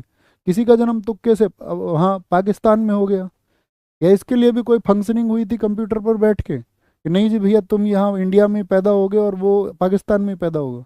वो उसका जन्म हो गया, अकस्मात हो गया। अब वो कोई आतंकवादी बने तो हम उसको लाख गालियां दें तो अच्छी बात है, ठीक है, उसका काम गाली खाने का। लेकिन एक स्पोर्ट पर्सन के लिए तो ऐसा मत लिखो। तो वो विजेता आदमी है यार, उसका सम्मान करो। अपने लिए तो तुम ये चाह रहे हो कि कल मैं एक नौकरी ले लूंगा, और एक नौकरी जिसको इस देश में करोड़ों लोगों ने किया है, तो भी तुम वाही वाही चाहते हो अपनी। और एक आदमी ने कुछ ऐसा कर दिया कि 100 वर्षों का रिकॉर्ड तोड़ दिया ओलंपिक का, तो उसकी वाही वाही नहीं करना जानते। तो ये कैसा तरीका हुआ यार? ये तो संबंध, ये तो दर्शाता है कि भाई हमारी शिक्षा सही से नहीं हुई है। फिर तुम्हारे दिमाग में कुछ भरा गया है ना? आगे आएंगे। तो उस कबाड़े को दिमाग से निकालो भाई। थोड़े पॉजिटिव होना सीखो। दुनिया नेगेटिव पहले से ही बहुत है, तुम भी नेगेटिव हो जाओगे तो कुछ खास कर नहीं लोगे, है ना? आगे आएंगे। चितरंजन लोकोमोटिव की स्थापना 1950 में पश्चिम बंगाल में की गई थी। चितरंजन लोकोमोटिव ये साथी रेलवे से संबंधित है, जी हाँ। इंटीग्रल रेल कोच फैक्ट्री पूछा जाता है कहाँ पर है, कपूरथला पंजाब में 1986 में, जी हाँ। डीजल लोकोमोटिव वर्क्स की स्थापना 1961 में मिर्जापुर में की गई थी। तो आप कहेंगे भैया 1961 में मिर्जापुर में नहीं, जो आपका लोकोमोटिव वर्क्स का कार्य है ये यूपी में वाराणसी में होता है, ये आप सब जानते होंगे। क्या बोलेंगे, वाराणसी में। तो ये क्या हो गया, तीसरा गलत हो गया। तो कौन से ठीक है, केवल 1 और 2 ठीक हैं, 1 और 2 ठीक हैं। बुद्धिमान छात्र बनिए मेरे साथी, बुद्धिमान छात्र, है ना। मूर्ख नहीं बनना है, क्योंकि तुम्हें कल का नहीं पता, खत्म हो जाओगे। कल नहीं तो परसों खत्म हो जाओगे, हम सब खत्म हो जाएंगे। अब तुम बिना बुद्धि के, बिना दिमाग के लेकर के जीते रहोगे तो बिना दिमाग के कैसे जी रहे हो। थोड़ा बौद्धिक रूप से विकसित हो जाओ। भारतीय रिजर्व बैंक ने अपने लेखा वर्ष को निम्न में से किस प्रकार बदलाव किया है। रिजर्व बैंक ने अपना जो साथी जो लेखा वर्ष है, जो अकाउंटिंग ईयर है, क्या वो पहले कुछ और हुआ करता था, जी भैया। तो जुलाई जून से बदल के अप्रैल मार्च कर लिया क्या उन्होंने, जी भैया। पहले उनका जून जुलाई होता था, जुलाई जून होता था, और अभी क्या हो गया, अप्रैल मार्च, जैसे हमारा फाइनेंशियल ईयर होता है। तो 2020 तक उनका क्या होता था, 2020 तक जुलाई जून ही होता था। और हमारा फाइनेंशियल ईयर क्या है, जो हमारा मौजूदा वित्त वर्ष है, मौजूदा वित्त वर्ष क्या है, तो मौजूदा वित्त वर्ष हमारा वो भी क्या चलता है दोस्त, अप्रैल से मार्च चलता है, अप्रैल से मार्च, अप्रैल से मार्च चलता है। कोयले के 3 अग्रगण्य उत्पादक राज्य अवरोही क्रम में, उतरते क्रम में, यानी सबसे ज्यादा उत्पादन जिसमें होता है वो पहले स्थान पर। तो कोयला के सर्वाधिक 3 उत्पादक कौन कौन से हैं, तो छत्तीसगढ़, फिर उड़ीसा, फिर मध्य प्रदेश, झारखंड, फिर उड़ीसा, फिर छत्तीसगढ़। तो एकदम से ठीक है दोस्त, ऑप्शन बी एकदम से ठीक है। झारखंड तो आपका 83 बिलियन के साथ में पहले स्थान पर आता है, 83.1 बिलियन टन के साथ में आता है ये। उड़ीसा फिर आता है आपका लगभग 80 के साथ में, छत्तीसगढ़ 57 के साथ में आता है। तो सबसे ज्यादा झारखंड में होता है। कत्थक 3 अलग अलग रूपों में पाया जाता है। कत्थक मुझे बताइए कहाँ का शास्त्रीय नृत्य है। मैंने आपको शुरुआत में बताया था कि भारत में शास्त्रीय नृत्यों की संख्या 8 है। थम्स अप करके बताएं, जी भैया हम उनके बारे में जानते हैं जो आपने बताया था। तो जो कथक उत्तर प्रदेश का है और उत्तर भारत का एकमात्र ही शास्त्रीय नृत्य है, तो उसके बारे में पूछ रहा है कि वो घरानों में कहा जाता है जिनका नाम उन शहरों के नाम पर रखा गया है, जिसमें यूपी के घराने हैं, तो इसलिए महत्वपूर्ण है। कथक नृत्य की परंपरा हुई थी, उन 3 शहरों के नाम बताइए। तो वो 3 शहर कौन कौन से हैं, जयपुर है, बनारस है, लखनऊ है। घराने का मतलब होता है जहां से म्यूजिक शुरू हुआ है। या आपका प्रयागराज है, तिरुवनंतपुरम है, सूरत है, अयोध्या, प्रयागराज, जयपुर, बनारस, अयोध्या, लखनऊ। तो क्या होंगे आपके, जयपुर, बनारस और लखनऊ है। जयपुर जो साथी भानुजी महाराज ने शुरू किया था, किसने, भानुजी महाराज, भानुजी महाराज जो आप लोगों की कक्षा कराते हैं। बनारस घराने को जो शुरू किया था वो जानकी प्रसाद ने किया था। क्या बोलेंगे, जानकी प्रसाद ने। लेकिन रोज भानुजी नहीं कराते हैं, कभी कभी साथी आपका जानकी जी भी आ जाते हैं आपकी कक्षा कराने। ईश्वरी प्रसाद, क्या बोलेंगे, ईश्वरी प्रसाद, ईश्वरी प्रसाद ने। लेकिन ये बहुत शरारती है, शरारती ऐसे क्लास शुरू करके तुम्हारी फिर यहाँ से भाग जाता है, गायब हो जाता है। क्या बोलेंगे, ईश्वरी प्रसाद, ईश्वरी प्रसाद। वो क्या बोलेंगे, वो लखनऊ से बनारस घराने के जानकी प्रसाद हैं। यूके, यूएसए, जर्मनी और जापान के अलावा G7 में शामिल देश कौन कौन से हैं। G7 जिनको साथी इस दुनिया की सबसे मजबूत अर्थव्यवस्थाओं में माना जाता है, जिनको विकसित देश माना जाता है, तो क्या बोलते हैं उनको, Germany, Japan, Canada, America, Britain, France, Italy, रूस कहते हैं। जज कैब में बैठ के FIR करने गया, रूस को तो इन्होंने क्रीमिया क्षेत्र पर कब्जा किया तो बाहर कर दिया। अब कितने बच गए, 7 बच गए। तो जर्मनी लिखा हुआ है, जापान लिखा हुआ है, यूके यानी कि आपका ब्रिटेन लिखा हुआ है, और साथ ही आपका अमेरिका लिखा हुआ है। कौन कौन नहीं लिखे हुए, कनाडा नहीं लिखा हुआ, फ्रांस और इटली। कनाडा, फ्रांस और इटली नहीं लिखे हुए हैं। तो ऑप्शन डी, कनाडा, फ्रांस और इटली। याद रख लेना, पहले ये G6 था और 1975 में बना था, 1975 में बना था, ठीक है। फिर इसमें क्रमशः जोड़ा गया, फिर रूस को बाहर कर दिया गया। इसका जो 2023 का साथी, 2023 में जो इनकी 49वीं बैठक हुई वो इम्पोर्टेंट है। 2023 में इनकी 49वीं बैठक हुई थी कहाँ पर, जापान में। अगर मैं बोलूँ 2024 में हुई इनकी कौन सी 50वीं बैठक, वो कहाँ पर, G7 की 50वीं बैठक आपका, तो आप कहेंगे इटली में। कहाँ पर जी? इटली में। ये भी महत्वपूर्ण है, ठीक है। क्या भारत G7 का सदस्य है, हाँ या ना? भारत, अगर मैं बात करूं, G20 का सदस्य है, जी भैया। भारत G77 का सदस्य है, जी भैया। भारत G4 का सदस्य है, जी भैया। पूछा जाता है भारत किस, जी मतलब होता है ग्रुप ऑफ 20, ग्रुप ऑफ, जो 21 हो गया अब, जो 21 हो गया अब, है ना। तो ऐसे पूछा जाता है इन सब से। तो भारत बाकी सबका, लेकिन G7 का नहीं है, ये भी बात याद रख लेनी है, ठीक है। आगे आएंगे। विश्व की सबसे ऊंची चोटी कौन सी है? कंचनजंगा, माउंट एवरेस्ट, सब जानते हैं। कौन सी है सबसे ऊंची चोटी भैया? वो माउंट एवरेस्ट है, माउंट एवरेस्ट। अगर माउंट एवरेस्ट की बात करें तो ये कौन से महाद्वीप में स्थित है? तो आप कहेंगे भैया एशिया की सबसे ऊंची चोटी है। तो महाद्वीपों की चोटी आपको पता होनी चाहिए। मुझे बताओ, जो दक्षिण अमेरिका की सबसे ऊंची चोटी कौन सी है? ये तो कहाँ की हो गई साथी? आपका एशिया की सबसे ऊंची हो गई।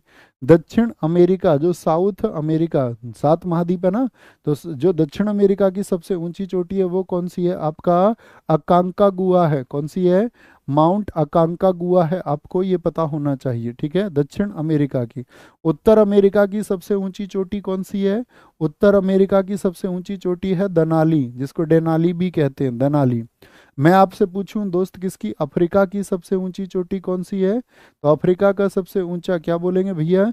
वो है आपका माउंट किलीमंजारो। क्या है? माउंट किलीमंजारो है। जो ये 6 बता देगा वो सबसे बेहतरीन छात्र है। यूरोप की सबसे ऊंची चोटी कौन सी है? यूरोप की माउंट एल्ब्रूस है जी। कौन सी है? माउंट एल्ब्रूस है। क्या बोलेंगे? माउंट एल्ब्रूस है आपका। ऑस्ट्रेलिया की सबसे ऊंची चोटी कौन सी है? ऑस्ट्रेलिया महाद्वीप, ओसेनिया बोलते हैं, कोजियस्को है। कौन सी है? कोजियस्को है। क्या बोलेंगे? कोजियस्को है। और मैं आपसे पूछूं, अंटार्कटिका की सबसे ऊंची चोटी कौन सी है? अंटार्कटिका की सबसे ऊंची चोटी वो है माउंट विंसन। कौन सी है? माउंट विंसन है आपका। माउंट विंसन है, ये आपको पता होना चाहिए, ठीक है। माउंट विंसन है, ओके। आगे आते हैं। निम्नलिखित में से कौन सी पुस्तक है जो सुधा मूर्ति द्वारा लिखी गई है? द इंटरप्रेटर ऑफ मेलोडीज, इनमें से एक नाम किताब पूछी जाएगी आपसे। तीनों तीनों किताबें झुम्पा लाहिड़ी की हैं। झुम्पा लाहिड़ी की किताबें हैं, याद रखना इनको, झुम्पा लाहिड़ी की। महाश्वेता किसकी है? ये सुधा मूर्ति की है। सुधा मूर्ति किसकी सास? में तुम्हें बताता था, अपने छात्र अगर एसएससी के इसमें मौजूद हों तो क्या कहेंगे? एसएससी की जीके तो भैया ऐसा उंगलियों पर है हमारे। महाश्वेता 3000 टाके आपका। बोलेंगे डॉलर बहू किसकी? सुधा मूर्ति किसकी बहू? बहू ने किसकी, सॉरी, किसकी सास है? ऋषि सुनक की। बहू तो किसकी है? वो साथी इन्फोसिस वाले की। आगे आएंगे तो क्या बोलेंगे? आपका इन्फोसिस नहीं, क्या नाम है उन कंपनी का? अरे यही यार, यही कंपनी है। कितने दोस्त बता सकते हैं इनकी कंपनी क्या नाम है? मैं नाम भूल गया है कंपनी का।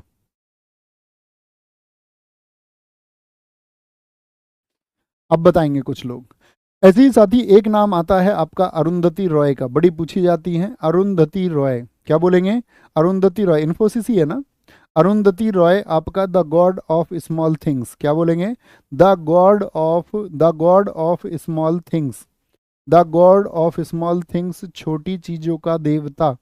ये किताब बहुत महत्वपूर्ण है, इसको लिख के रखिए। क्या बोलेंगे? The God of small things होगा। बहुत बढ़िया। नारायण मूर्ति, अब बताया एक दोस्त ने हमारे ने, नारायण मूर्ति नाम उनके हस्बैंड का, एकदम ठीक है। आगे आएंगे।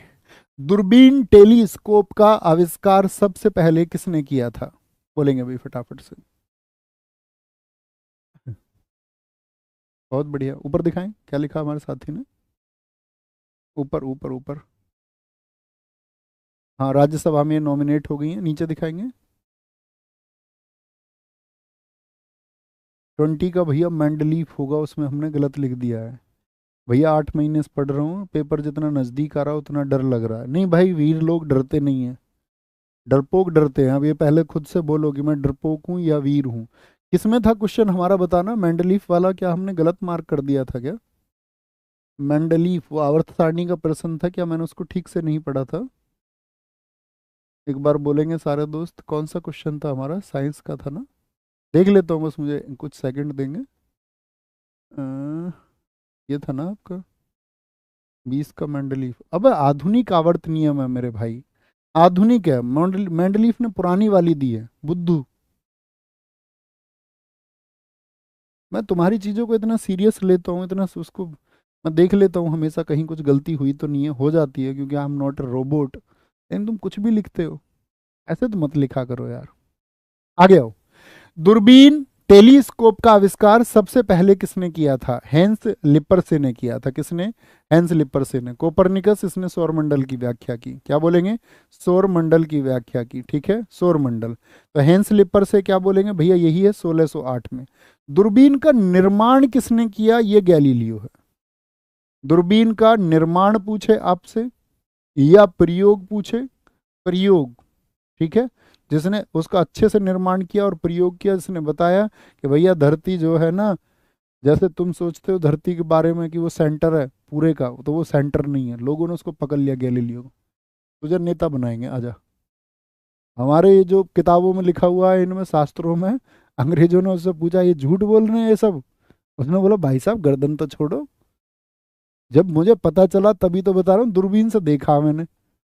अच्छा दूरबीन से देखा तूने, इसको पकड़ लो। फिर गर्दन पकड़ ली उसकी, बोले ज्यादा बोल रहा, जो लिखा हुआ है उसको मान। फिर उसने बताया भैया नहीं, ऐसा नहीं। पहले बड़ी मुश्किलें होती थी वैज्ञानिकों के साथ, सब समाज उनके खिलाफ होता था वैज्ञानिकों के। तुम समझ रहे हो वैज्ञानिकों का जीवन आसान होगा? उनको अपनी जान बचानी पड़ती थी कुछ भी कहने से पहले। अगर उन्होंने बोल दिया भैया पृथ्वी केंद्र नहीं है, सूर्य केंद्र है, तो इस बात पे उनको जान धोनी पड़ती थी। कितने वैज्ञानिक तो ना जाने मार दिए गए उन्होंने कुछ ऐसा स्टेटमेंट दे दिया जो धर्म के खिलाफ हो। अब लोग क्यों सुन रहे हैं? कहीं लोगों के तो दिमाग में धर्म बिठा दिया गया, और वो विकासवाद सिद्धांत की कोई बात है उसको भी नहीं सुनना चाहते, बोले इसको टपकाओ हमारे ऐसे आकाओं के खिलाफ बोल रहा है। निम्नलिखित में से किस शहर को ब्लू सिटी के नाम से जाना जाता है? ब्लू सिटी के नाम से जयपुर है। जयपुर तो भैया पिंक सिटी है, जयपुर तो पिंक सिटी है। इंदौर को क्या बोलते हैं? सबसे क्लीन सिटी बोलते हैं, इसको क्लीन सिटी कहा जाता है। जोधपुर को बोलते हैं जी भैया, जोधपुर को बोलेंगे आपका ब्लू सिटी, ठीक है, ब्लू सिटी। रेड सिटी कौन है? रेड सिटी कही जाती है आपका बीकानेर। क्या बोलेंगे? बीकानेर। गोल्डन सिटी किसको कहते हैं? गोल्डन सिटी कहलाती है आपका जैसलमेर। क्या बोलेंगे? जैसलमेर को कहते हैं। वाइट सिटी, जहां पर आपका सफेद, वाइट सिटी। और जयपुर में हमने देखा कि यार, अभी मैं जयपुर जब घूमने गया तो मैंने वहां पूछा, पूरा जयपुर पिंक नहीं है। जयपुर में एक मुख्य साथी जो बाजार है, जो उसके तीर आपका गेट है, वो अंदर गुलाबी है, और सबको गुलाबी पुताई करवानी पड़ती है, तो वो पुताई गवर्नमेंट की तरफ से होती है। लेकिन आप गुलाबी से अलग पुताई करना चाहते हो तो 1 लाख रुपए आप लोग दे करके उसमें उसकी अपनी पुताई भी अलग करवा सकते हो। अलग कोई कलर कराना है तो वो करा सकते हो। तो मैंने वहाँ ये जाना, तो मतलब वही एक बाजार है जो पिंक है, बाकी तो ऐसा कुछ नहीं है कि सब पिंक है। वाइट क्या है? उदयपुर। वाइट क्या है? उदयपुर है आपका। ब्लैक सिटी इंडिया में किसको कहते हैं? ब्लैक सिटी बोलते हैं कालीबंगन। कालीबंगन किस राज्य में है? फटाफट से बताएं, जहां से काली चूड़ियां मिली थी। आपसे पूछे पर्पल सिटी किसको कहते हैं भारत में, तो वो झालावाड़ है। किसको? झालावाड़ को कहते हैं। किसको कहते हैं? झालावाड़ को कहते हैं। नेक्स्ट। 1962 के चीन भारतीय युद्ध के दौरान भारत के रक्षा मंत्री कौन थे? जो भारत के डिफेंस मिनिस्टर थे वो कौन थे, बताएंगे? वीके कृष्णन मेनन थे, वाईवी चौहान थे, गुलजारी लाल नंदा थे, या जगजीवन राम? वीके कृष्णन मेनन थे 1962 के भारत चीन युद्ध के दौरान। गुलजारी लाल नंदा साथी ये पहले कार्यवाहक प्राइम मिनिस्टर हैं। पहले कार्यवाहक प्राइम प्रधानमंत्री कौन है? वो यही हैं, ठीक है, प्रधानमंत्री। 1962 में देश के अगर मैं बात करूं दोस्त, भारत चीन युद्ध जब चल रहा था तो इस समय पर होम मिनिस्टर कौन थे? गृह मंत्री थे लाल बहादुर शास्त्री जी। लाल बहादुर शास्त्री जी बड़े आदा, इन्होंने करीब से सिचुएशन देखी थी। फिर 1965 में पाकिस्तान को इन्होंने क्या कहा था? मुझको लाहौर में भारत का तिरंगा चाहिए, और भारतीय सेना ने लाहौर में तिरंगा पहुंचा दिया था। उन्होंने बोला भोजन अब वहीं करेंगे, टेक ओवर कर लिया था। लाल बहादुर शास्त्री जी को अगर उस समय समर्थन मिल गया होता तो ये समझो 1965 में हमने पाकिस्तान को भारत में फिर से मिला लिया था। या बोलेंगे 1900 साथी, अगर हम बात करें यहाँ पर 1948 में पहली बार पाकिस्तान ने करतूत की। 1965 में पाकिस्तान ने करतूत की, 1971 में पाकिस्तान ने करतूत की जब ये बांग्लादेश बना, जब ये बांग्लादेश बना, ठीक है। और 1999 में पाकिस्तान ने करतूत की। तो यहाँ पर नेहरू जी थे, यहाँ पर आपका साथी कौन हो गए 1965 में, यहाँ पर लाल बहादुर शास्त्री जी पीएम थे। लाल बहादुर शास्त्री जी कौन थे, ये भारत के प्राइम मिनिस्टर थे। 1971 में कौन थी, इंदिरा जी थी। कौन थी, इंदिरा गांधी जी थी, इंदिरा गांधी जी थी। और 1999 में साथी आपका, 1999 में कौन थे, 1999 में क्या बोलेंगे आप, 1999 में थे अटल बिहारी वाजपेयी जी। कौन, अटल बिहारी वाजपेयी जी थे, अटल बिहारी वाजपेयी जी थे, ये आपको पता होना चाहिए, अटल बिहारी वाजपेयी जी। और अपने देश के प्रधानमंत्रियों के प्रति सम्मान रखो, कोई भी हो, किस पार्टी से हो, कल कोई भी प्रधानमंत्री हो सकता है, तो वो हमारे देश की गरिमा है। और बहुत सारे लोग तो ये लिख रहे थे उस पे, वो भाला फेंक के ऊपर उन्होंने बोला कि उसने, नदीम ने कितना भी भाला फेंका हो, मोदी जी इससे ज्यादा फेंक सकते हैं। तो कोई देखता होगा तो वो क्या कहता होगा, वो कहता होगा कि इनकी देखो, इनके इनके जो देश के जो आपका नागरिक है उनकी प्रधानमंत्री के प्रति क्या सोच है।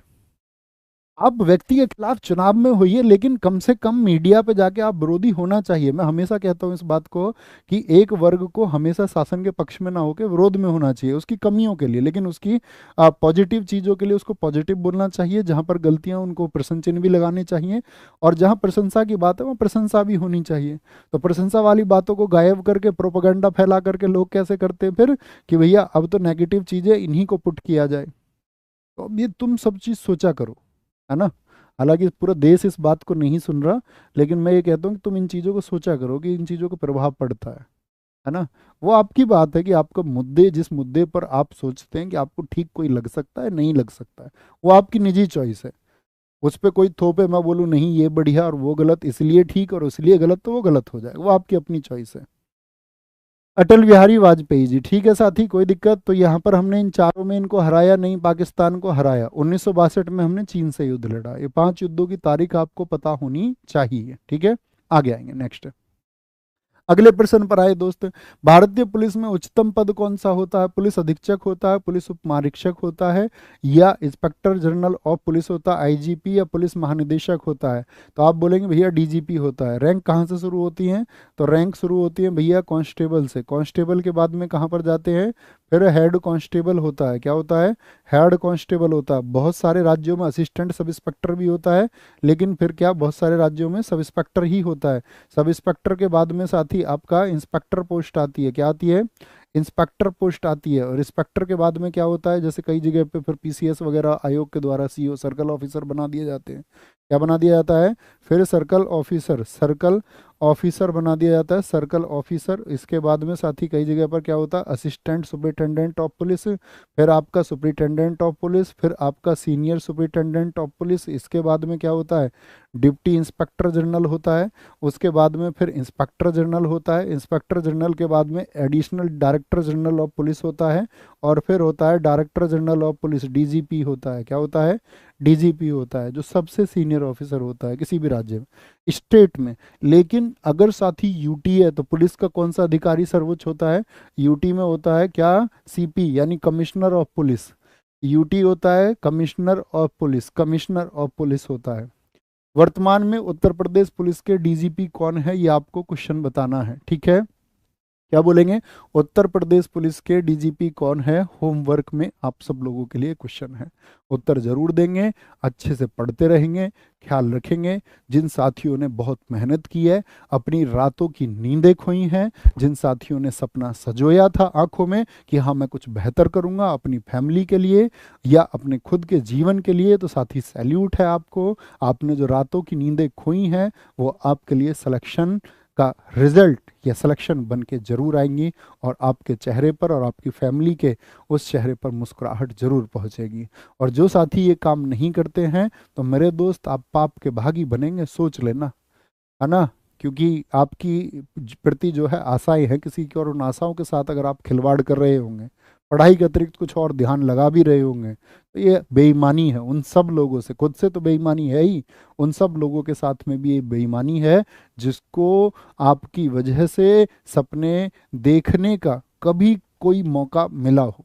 कोई भी व्यक्ति हो जिसको आपने सपने दिखाए हों, और आप उसको पूरा करने के लिए जद्दोजहद से मेहनत ना करते हो तो फिर खराब है दोस्त।